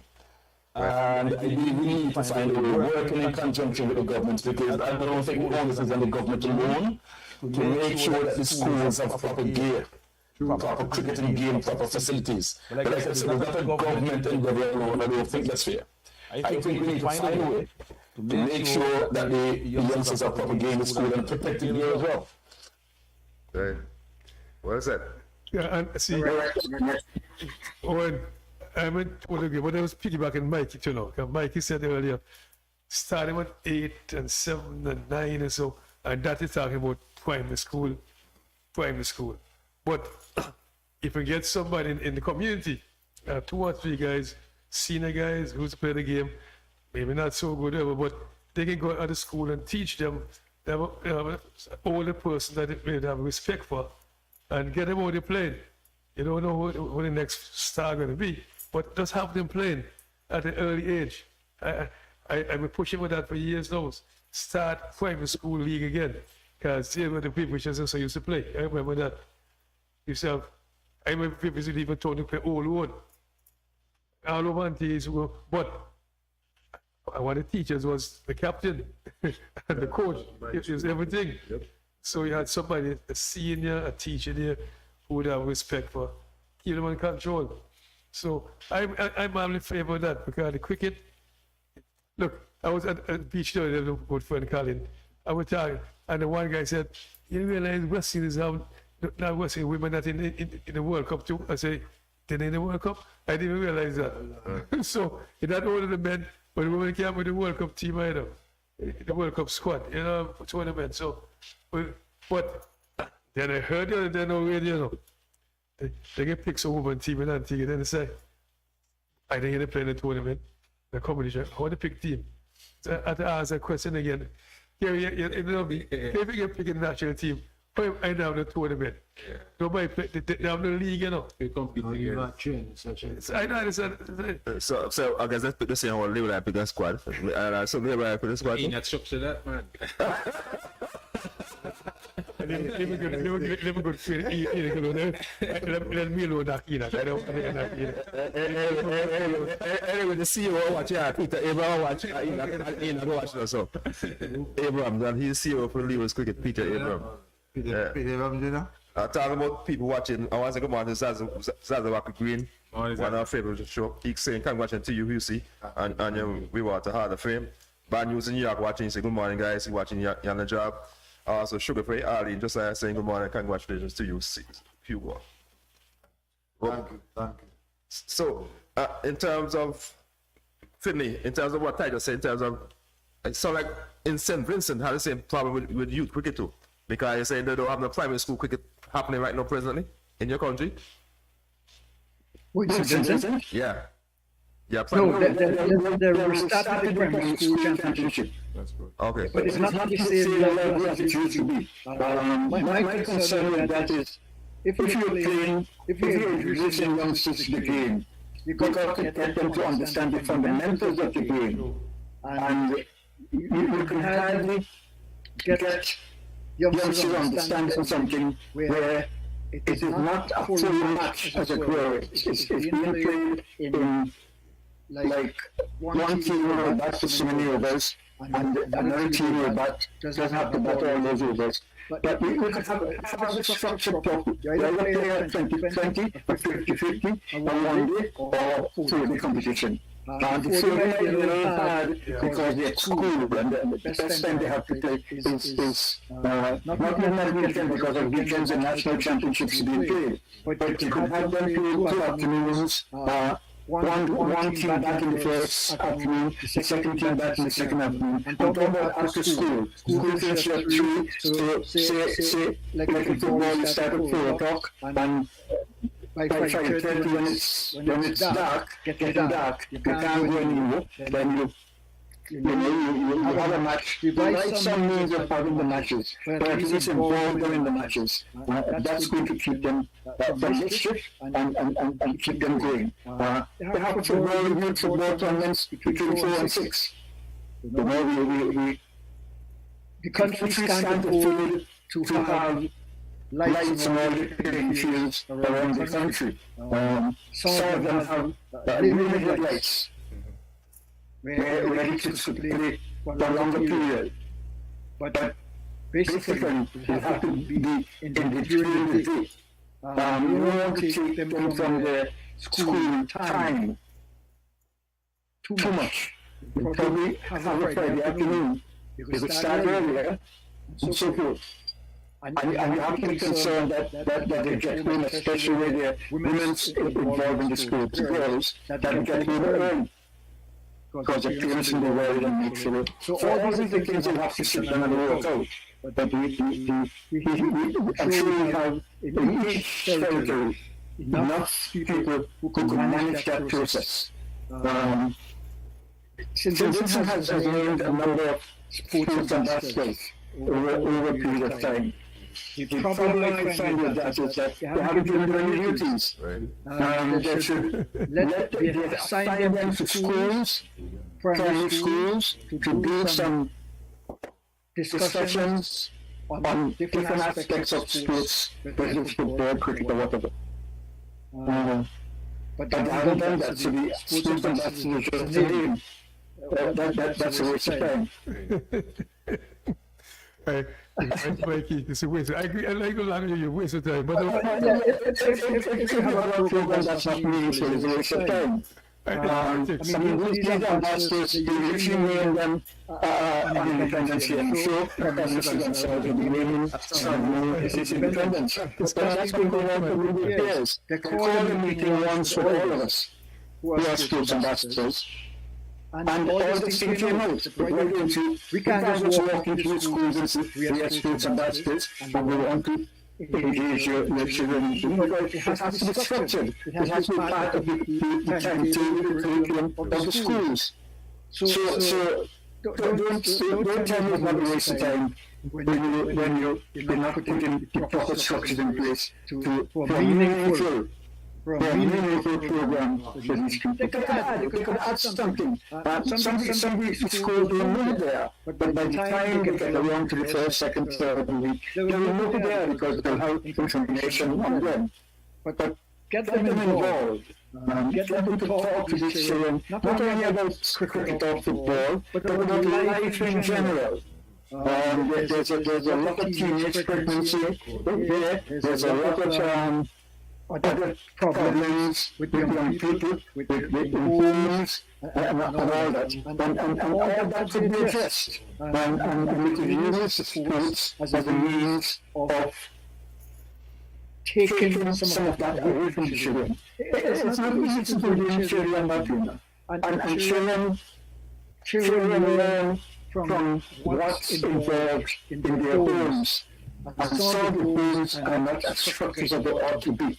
So you have to be careful how you educate the children.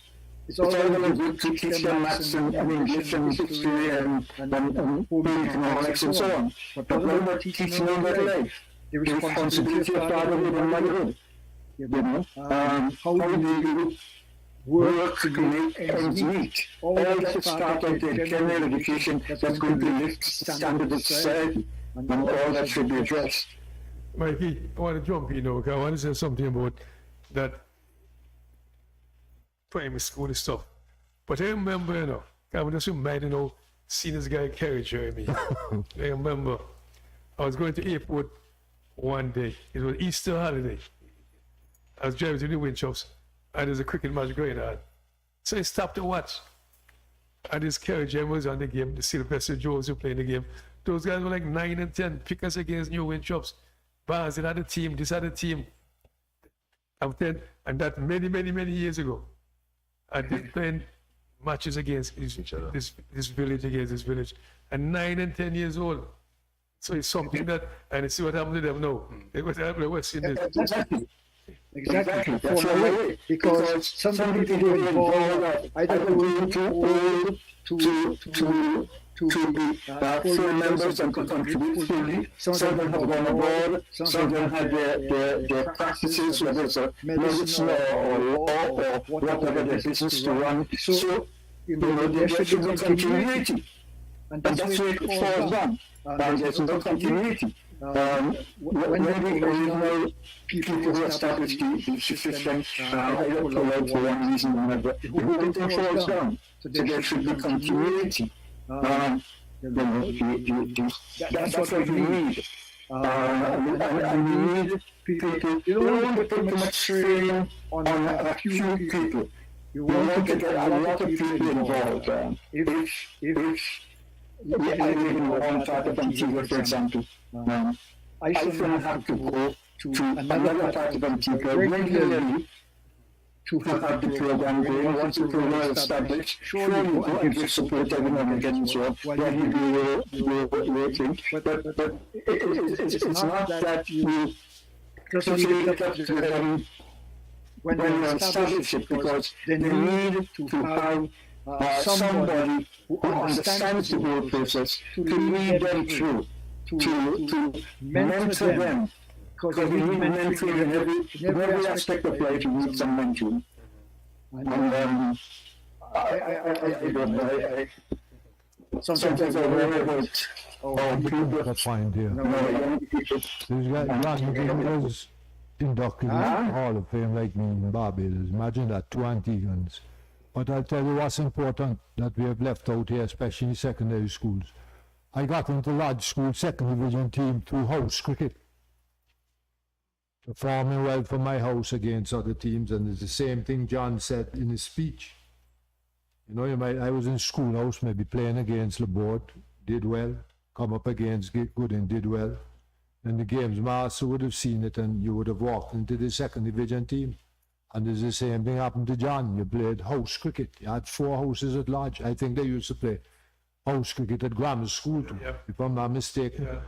That's something that's gone out of the cricket these days. You know, they don't play it in the secondary schools. In other words, you didn't just walk into second division, first division, and get to the first division is a procedure. You play well for Rising Sun, you do well for Antigua, you play for Leeward, you do well for Leeward, combined then. Then in those days, you do well for your school. You get in second division, you do well. It's a procedure. You don't even have anything named house match. You know? Even in Barbados, there's no house matches. Large. But we just say what was so true. But I wanted to say when I really go, well, Ty loves to me. I love to invite myself on the cricket. But from time to time, I go on the cricket and stand listen to the coaches talk and players talk and stuff. They will tell you that back then that was so. But this is now like they have some modern day cricket compared to the long time days cricket. Some modern day cricket. Yeah, no. Modern day coaching. And they did tell the other thing. But I'm telling them. They are modern day cricket, Dunsey head cricket. Modern day coaches, Dunsey head coaches. Just to tell you that. Yeah. Because I'm saying if something is modern, it should be working. Of course. But it's modern, but it's not working. So why not go back to the old cricket is not going to change. It's never going to change. You put out your foot to drive. You go on the back foot. You use a crease ball. Mind your ball is built high where the ball from one place. Cricket hasn't changed. And this is why I continue to say, educationally, I was a dunce. Right. But cricket-wise, why they are done? They are done school opening. They done full up. No, even when, and I seriously, even when it's not listen to those coach and players talk, so you get scared because they think that today is the way of you're playing the game. But today is the way, but today failing. So failing today is a failure. It's not stop. So what are you going to tell me? What Taddy used to do at factory is a failure. It can't work today. Well, that's why. Because they're so that's why I asked the question. That's the question to you guys. Shots and the body tell them take off their pads and they go on board 3 overs. We go cool out here. That is what has gone wrong. Our attitude and our discipline. I continue to say you need strong managers and strong coaches. When you go in the nets and you play a bad shot, okay, you get to go. But if you play the 2 bad shot, take off the pads. You can't be serious. What is the coach here for? Yes, to correct you. But also to let you know, this is an intense practice. This is like we going out there to play polo cricket. When I became coach of the Leewards, I was the youngest man. What do you think the first thing I did went to Barbie? Pull away the nets. Fortunately, they had 3 other people there and 2 men pad up. Hit the ball out the thing, 1, 2, right. 1, 3. That's how you can see in the game. Correct. What are you going to do? Leave the nets up and you see them, bam, beautiful flick. And they're gone in the match, 1 ball, beautiful flick, command. Is it true? No, correct. Tell me what's going on. I hate when, I don't have to use the word hate, ignorance they talk about modern day. What's modern day cricket? The only thing I can think about modern day cricket to the West Indies is dunce cricket. Dunce, we don't use our head. And Mikey and Roach and all of us have made the point that people don't want to realize when you get fit, is not only fit to play sport, is fit for your schoolwork because you think quicker on your feet. So when parents tell you that sports can't help, they can't just go on a cricket field and play. So you're trained to get your mind thinking quickly. Huh? So what they've said there about, parents, but nowadays you can understand, as a big joke, they give you the boy that went court. You know, one body thing, they are managing auntie and the uncle, everybody back. So you want to go with the West Indies team because they're not banging up. Because look, curious, I should say, curious spark was sparked from mind a while ago. Yeah. And it makes sense, it may not, but I also shoot it. So there are many things, many things in cricketers who play cricket all over the world. England, Australia, England, wherever. And also we have some good resources in the Caribbean. Why can't we put together a structure where, for example, we send a young wicketkeeper down to St. Vincent to do it with Finley for 5 days, he sits with that person, eat with them, drink with them, go on the field, look at all the train, everything. The guys who play cricket, there are lots of professionals who play in Warwickshire and all over England. We get those guys to make some connections with the old board and say, look, this person is coming as my representative, even for a 3 or 4 week period or whatever it is. I'm just saying that should all form part of the mentorship program. Where that it could be Richards or Ambrose or Gore or whoever, sit with this young player and say, look, I have played Somerset for 20 years, all right? And as far as I'm concerned, you are as our ambassador. And this is my expectation. I have spoken to the members of the board on your behalf, and this is the conduct I expect from you. When you go to England, you go to Australia, wherever it is. And that makes just a useful starting point. Because we need to find a way of working around our problems. That's just my suggestion, May. Good suggestion. Very good suggestion. Very good suggestion. That's a good suggestion also. I think we used to have those programs. I can remember it was 99 or 2000. Michael Holden came to Antigua and I certificate. He had a week training, a week with just 2 fast bowlers, myself and Powell. Okay. You understand? I did very well in the first class here that year. I think Mike Finley didn't pick me because he said I was too slow. And Powell got picked to West Indies. You understand? Yeah. And I think I was very successful that year. I remember. I might get pick you. Yeah, I remember we were playing a game in St. Thomas. I think Joe Garner was the selector there. Yeah. He came and he said, still getting 20 wickets for one, just see if you understand what you're doing. Yeah. And so he told me, I want to next over, I want to see the ball. 3 outswingers, and then out him with the in-swinger. And I did that. When I went back to battery limit, he said, well done, young player. But I see those camps, as Mike Finley saying, those camps, we have mentor a fast bowler, you have to teach it. Just to be sitting with a fast player, Michael Holden, teaching you the fundamentals of fast bowling, help them. That's why we should have done that. So we used to have those systems.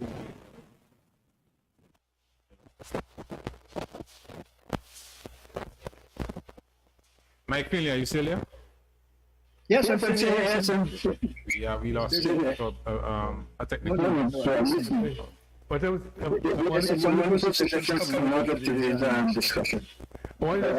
Something curious, because Earl said earlier, which I heard into, that they don't want old time people around, they want new people with technology, but the technology like the working. I don't know. Technology, but like a good friend Michael Camacho said to me, cricket hasn't changed, cricket will never change. That's true. Basics haven't changed at all. Even Teddy, when Jolly Harbour, Jolly Beach used to run, I remember Lance Gates used to have spin bowling camps. Yeah. You have the Larry shows, if you have spinners, all our spinners from the Caribbean used to come and you have those bowling camps. So I don't know in Ireland. Well, they don't have the money, though. They don't have the money. I didn't have money, they don't have no good guys anymore. At the vision, for money you can get, as you all say, you can get sponsor. It's not going to look for all sponsorship. You go to Cleve, Kerry, Husey, Mike, and our good friend Ochi, and you pool together and get the money you want. Yes, so hotel there. I get some hotel to somebody for 5 days a week. It's tourism business. You have to get the one that gets put them up for the week. That part of the expense gone. Yeah. You know what I mean? You get the B with the flight, which pay like the flight, Yeah. You know what I mean? That point which make it well is a good point to take. Yeah. So you're young, we keep down to Mike Finley for 5 days. Correct. Yeah. But beauty about it right now, we have the scoreboard, have a facility, you have a sticky wicket, the coolest cricket ground, Stadium. have the stadium. So, you know. But now I was thinking, that's the I was talking to Robbie, our friend Robbie in England. I was saying, Robbie, even though it's West Cricket said I don't have the money, but if me put on spending, why would I have a president, a CEO, a director, all them to go into a game to watch a game? Mark you, That's airline ticket. That first class hotel accommodation. Per diem. And what fit, so that's between them. That may might be about $20 Maybe those maybe they get sponsored differently. Oh, maybe. Like this, like you said, with Nepal, everything was paid for. 10 back staff. The To the coach, the back coach. So sometime when so sometime when look When you're looking, the picture. One of the points raised by Captain Rustin Chase after the first test defeat was the question of money. We know the West Indies is under tremendous financial pressure now. They have failed up some years ago, but they have gone back into the situation. But you could remember how much we played for when we played Chelsea?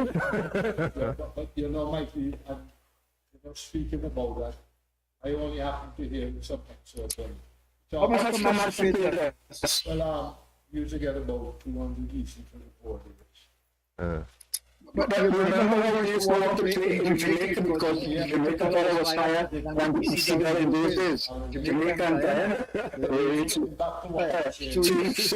We used to really love when we went there.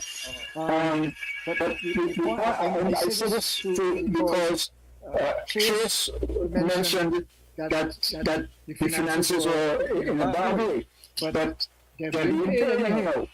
The board gets loans or whatever, and they're paid. Even if they're paid late, they're paid. And the fees they're paid is much higher than what we used to get. And even before our time, I saw telling me they went to, was it India? Somewhere they went for a pound a day. And a pound in those days was $4.80 Canadian dollars. That's the fees they got, a pound a day. I mean, it's a dark cry from now. I saw some stories on social media that some of these players are multi-millionaires. Some of them have 3 and 4 cars and all that. I mean, I'm not envying them that. I wish I had some of that money, of course. But the thing is that there is money to be made in the cricket. We have to play proper cricket to be paid. But there's such a law when a number of people, why not pay them according to performance? Right. That was hard to me because it had legal implications. But Mike, when you listen to Jay, I think he was trying to relate money to performance. But still, I don't think you need. Yes, you might need money, but I don't think you need money to train. Of course. You can get up in the morning and go running. You can get up in the morning and go to the beach. You can get up in the morning and go to the in the nets. Develop a game. Yes, sir. So our performance. So we're speaking about money. Money is that is if you say money is affecting our performance, that doesn't make much sense to me.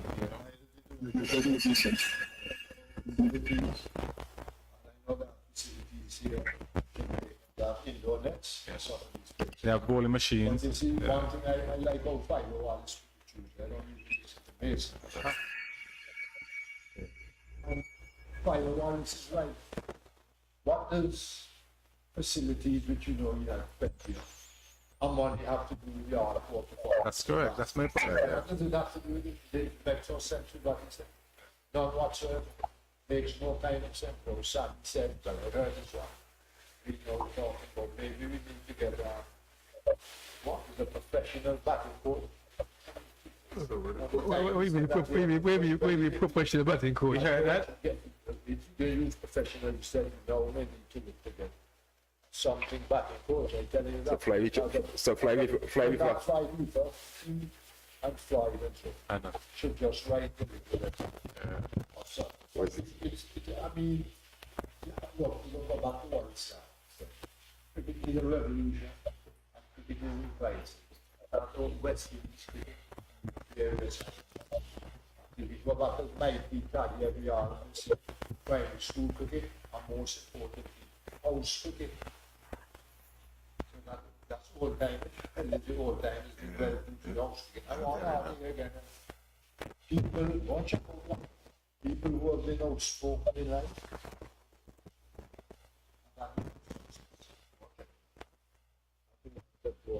best every game. The way to do it. You have to take a stand. That's what people get the message. You send home a guy, having behavior, tell him, go home. You really want to play, you come back. You don't want to play, you're coming back. You don't come back, you're not interested. Send them home, make them think. Huh? Cricketers change. Every time I hear that, I'm so what really what really going on? Exactly. What's really going on? Exactly. Okay, everybody's push your front foot forward, push your back foot. Don't run 2 laps. You know, when you change, baby, they say brief. When you do chipping, this do 25. Yeah. You never want to do it the next day, so you come and do what's right. When I was in Pete, when I went to Malaysia, oh, what a joke is this? Big move. 4,000 people in a couple of games. Gentlemen, we have to be on the ground for 8:45. Make sure you have all your gear. Get it? No problem, man. Be on the ground. Bus stop. All back. You know,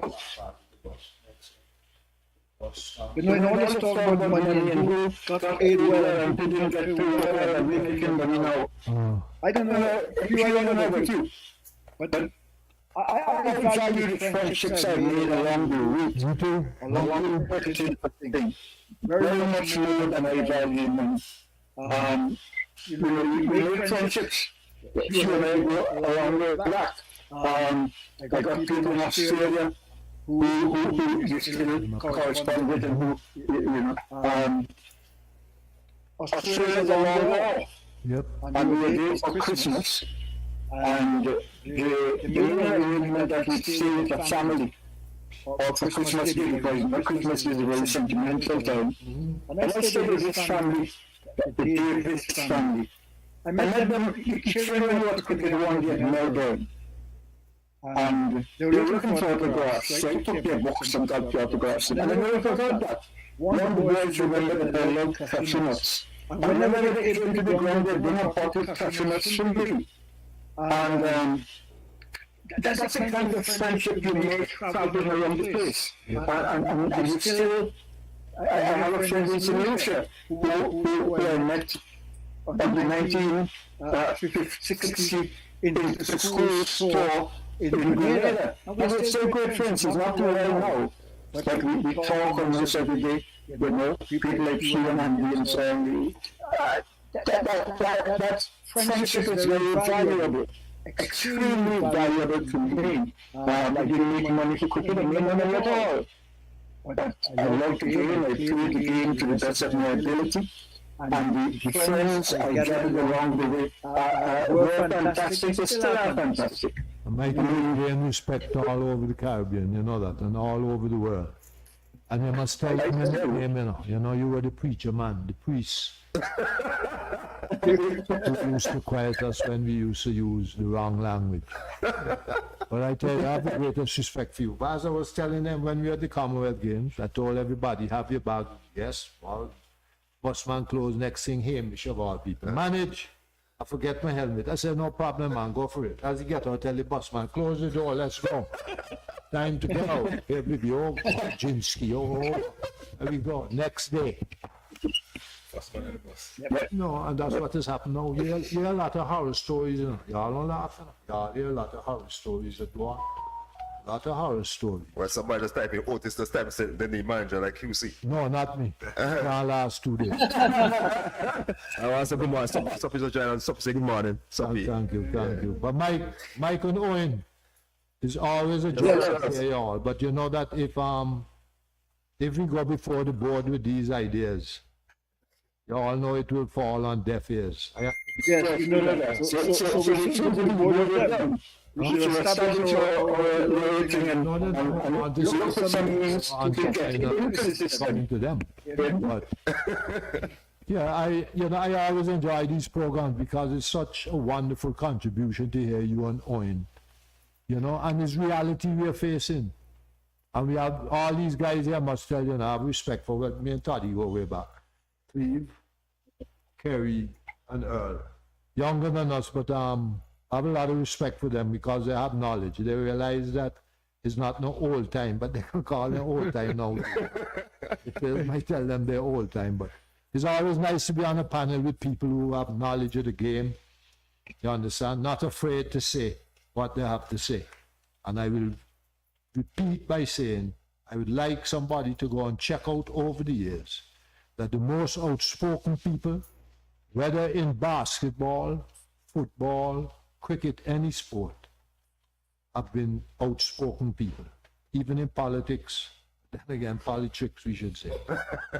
I want to pass it something over the last, I remember some years ago, about 3 years ago, I mean, not so long, there was an 15 tournament here. And they were staying over by MQ and over, where the place is. And I heard the players had big queries and complaint. The youth guys, there was no internet. I said, and that's no internet. He said, because of the cricket match, the next Mexico was out, no internet. So that's a no. They complain all the way down, they need the internet. I tell you, internet, that is a big thing. So, Mike, you want to tell me how I can issues here, because the guys are focused on performance, improving the game. They have all the distractions, I don't understand it. Well, guys, it's midday. As we look to wrap up, it was really a good program. Excellent points come across. So I'll start with our good friend, our good lawyer, Mr. Owen Roach. As we look to wrap up, your closing remarks.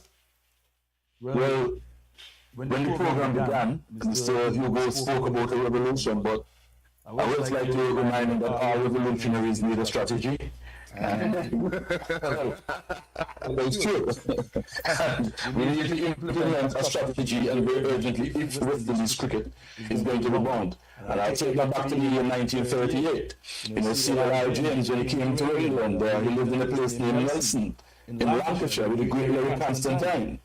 And James said one of the things that Constantine repeatedly said to him, and I think it's still applicable, is that they are no better than we. They are still not better than us. We have to lift our game, and we have to find a way to get ourselves out of the position we're in, and all hands on deck. And we'll be good. Some of the people in prominent positions in West Indies cricket could probably listen to your program sometimes, and maybe able to get some valuable ideas. Sure. Well said. Well said. You will have the strategic side as a lawyer. Exactly. So that we know what we can and cannot do. Make sure we are the legal part, right part. I'm always willing to sit about said that to Mr. Inauguration. If he needs my support, in any form or fashion, I'm willing to assist him with that. Yeah. Mr. Mike Finley, as we look to wrap up, your closing remarks. Yeah, it's always a pleasure to be on this program with friends and to come up with some useful suggestions. We have critiqued West Indies cricket not from a critical point of view as such, but from a point of view that we are looking for solutions to the problems facing West Indies cricket. We have made this going to be a long time. We have made some suggestions that will come true. Unfortunately, whether these suggestions get to the people at the top, we don't know. But what we can do, we can, from this level, we can keep pushing to have things done. If you have a friend in this particular place, maybe we will remember. Have a chat with him. So and so is the case. Why don't we try this? Why don't we try that? I'm still a member of the Cricket Association here, and I could give them meetings and provide some support to the executive and give some advice as I could. And I enjoy that. Cricket is part of our lives. We have grown up in cricket. We have been hurt by the cricket, the performance of the cricket, but we still love it. We sit not looking at it, we sit so, but tomorrow morning, I want them to play in the row, have it on, and watching them to lose. But at least we watch them and see what we could do to develop or really develop it, because we used to think of world cricket, and now we're done that moves to the bottom. So, all these programs are important. The message we get out, our views and opinions will go out, and somewhere along the line, we hope that somebody will listen and see this as some making sense and try to implement some things we've spoken about. Gentlemen, have a good weekend.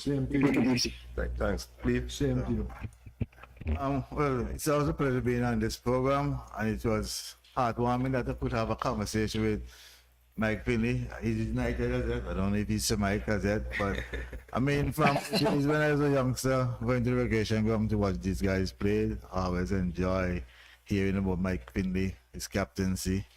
And as you get bigger, you understand the kind of leadership skill he would have had to have kept this guy together. Combine Island, you can remember the tangible issue. My mother making all that noise and we on the gallery. It was a pleasure being here with Taddy, Hugo, I mean, man that have mentored me. And then Kerry, who came along after myself, and with you, Earl, we played cricket together. So that's always, all of us want to see West Indies cricket go back to a level. We may not in this test cycle reach the top, we might get to the middle, but we're hoping that we can make an upward mobility, you know, instead of just staying on at the bottom. Everybody, as we say, we try to put in our 2 cents, our suggestion, hoping that the authority can hear something and see if something that we said can make sense. And last, cricket will never change. Cricket will always be a side-on game. You see? I agree with him 100%. Cricket will never change. As I said, it's always a joy being here with Toddy and Cleve, as I've just said it before, Kerry and yourself. It's always good to speak. I wasn't going to say much, but listening, you know, all I wanted to say is that it needs a revolution. I think it has been a good discussion. Mikey and Owen Wolf, it's always a joy to hear them, you know, when you have people thinking along the same lines and not afraid to say what they have to say, you have to respect that. And you know, as Mikey says, he hoped there would be some listening ears, but I don't know if I should use the word lyrics, but I know some of it is like on deaf ears. Because they just see it as, oh, we come here and say this, but you have to listen to people's ideas. These are not 4, 5 of us here. Not people, and Mikey, 7 of us, are not people who haven't played. They've played the game. They've had experience leading people playing the game, as I said. So, you know, I just wish West Indies, can't tell you the best, but I don't really miss sleep to watch them. I watch me like a cowboy and karate. It's more interesting, but I usually am sleeping by that time, which is good. Not like in the game. Thank you all for Well, Kerry. Yeah, I'd like to end by saying the friendships that we build from playing cricket so rewarding.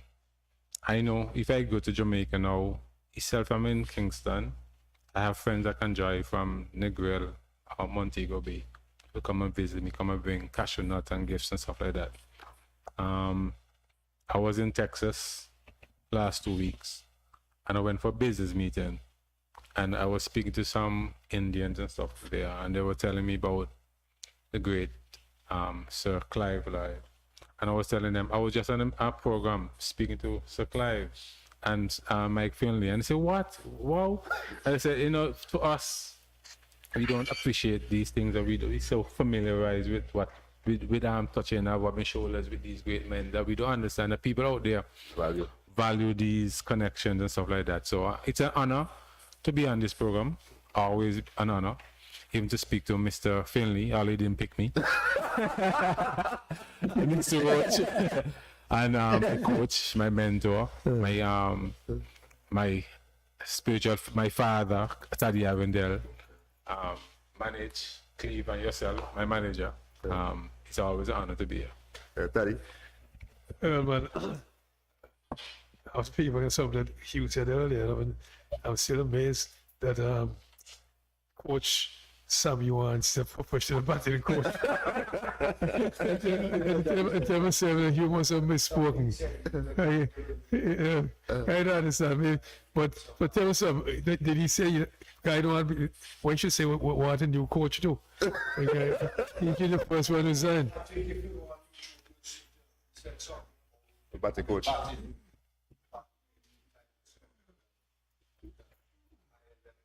Okay. See, but Earl, I was telling Earl his mind before the show started. The problem is, Let's see when you wanted term limit for this and that and that. That's why I'll get Enoch Best and Peter coming soon. So I want, when I come, blast them. But you want to get the HS this morning. What I'm saying to you see the gang, that in sports, man, you know what I mean? Even if they're doing a good job, even if they paid the kind of contract of $2 million, they get to do you. No matter who you are.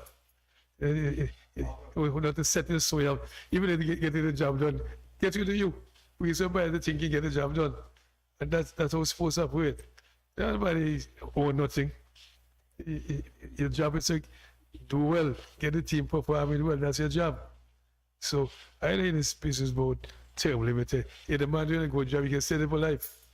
If he's doing a good job, that's the bottom line. See, like I said, this is the quickest was I remember some years ago. They were happy. They completed the season. They were happy. They play all the matches. And they're happy for that. Now I'm saying,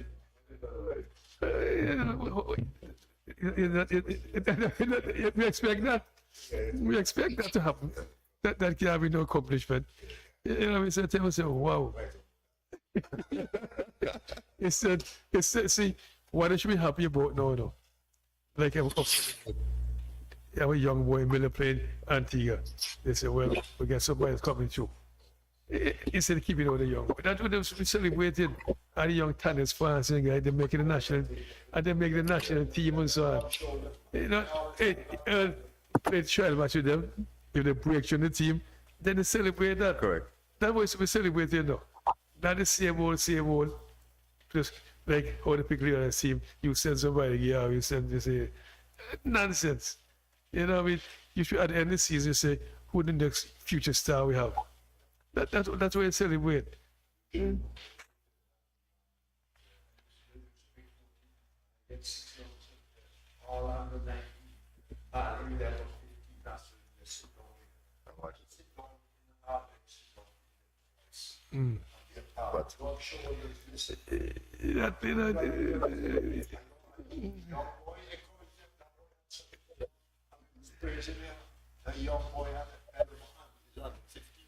But others, yeah.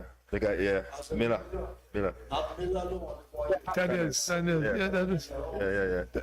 Yeah, he was Captain Lee was on the 15th. Yeah.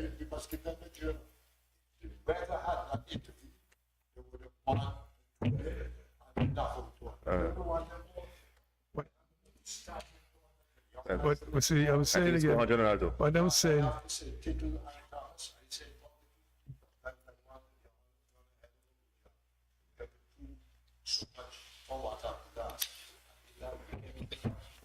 well, you see, I said so to Ian.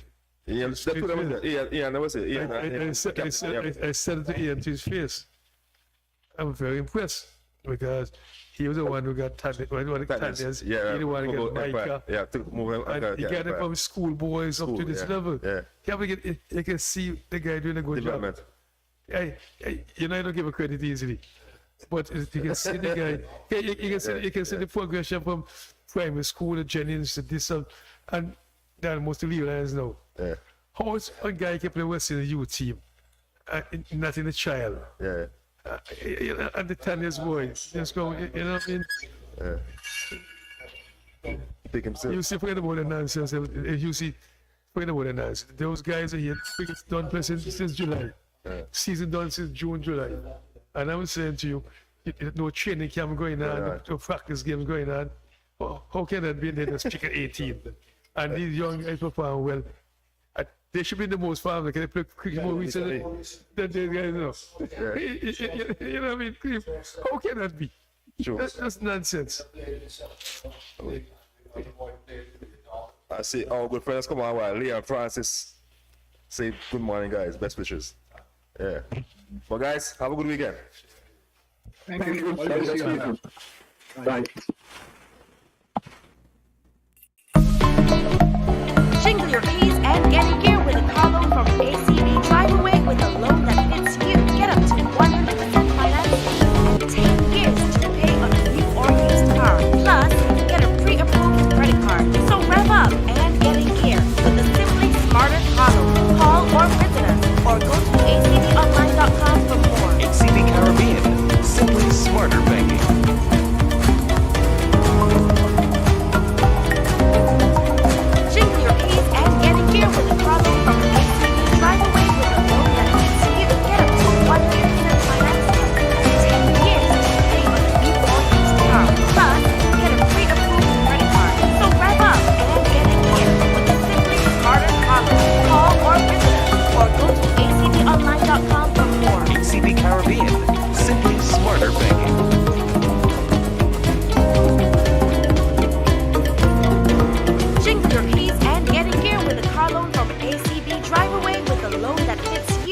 to 100% financing and 10 years to repay on a new or used car. Plus, get a pre-approved credit card. So rev up and get in gear with the Simply Smarter car loan. Call or visit us or go to acbonline.com for more. ACB Caribbean. Simply smarter banking.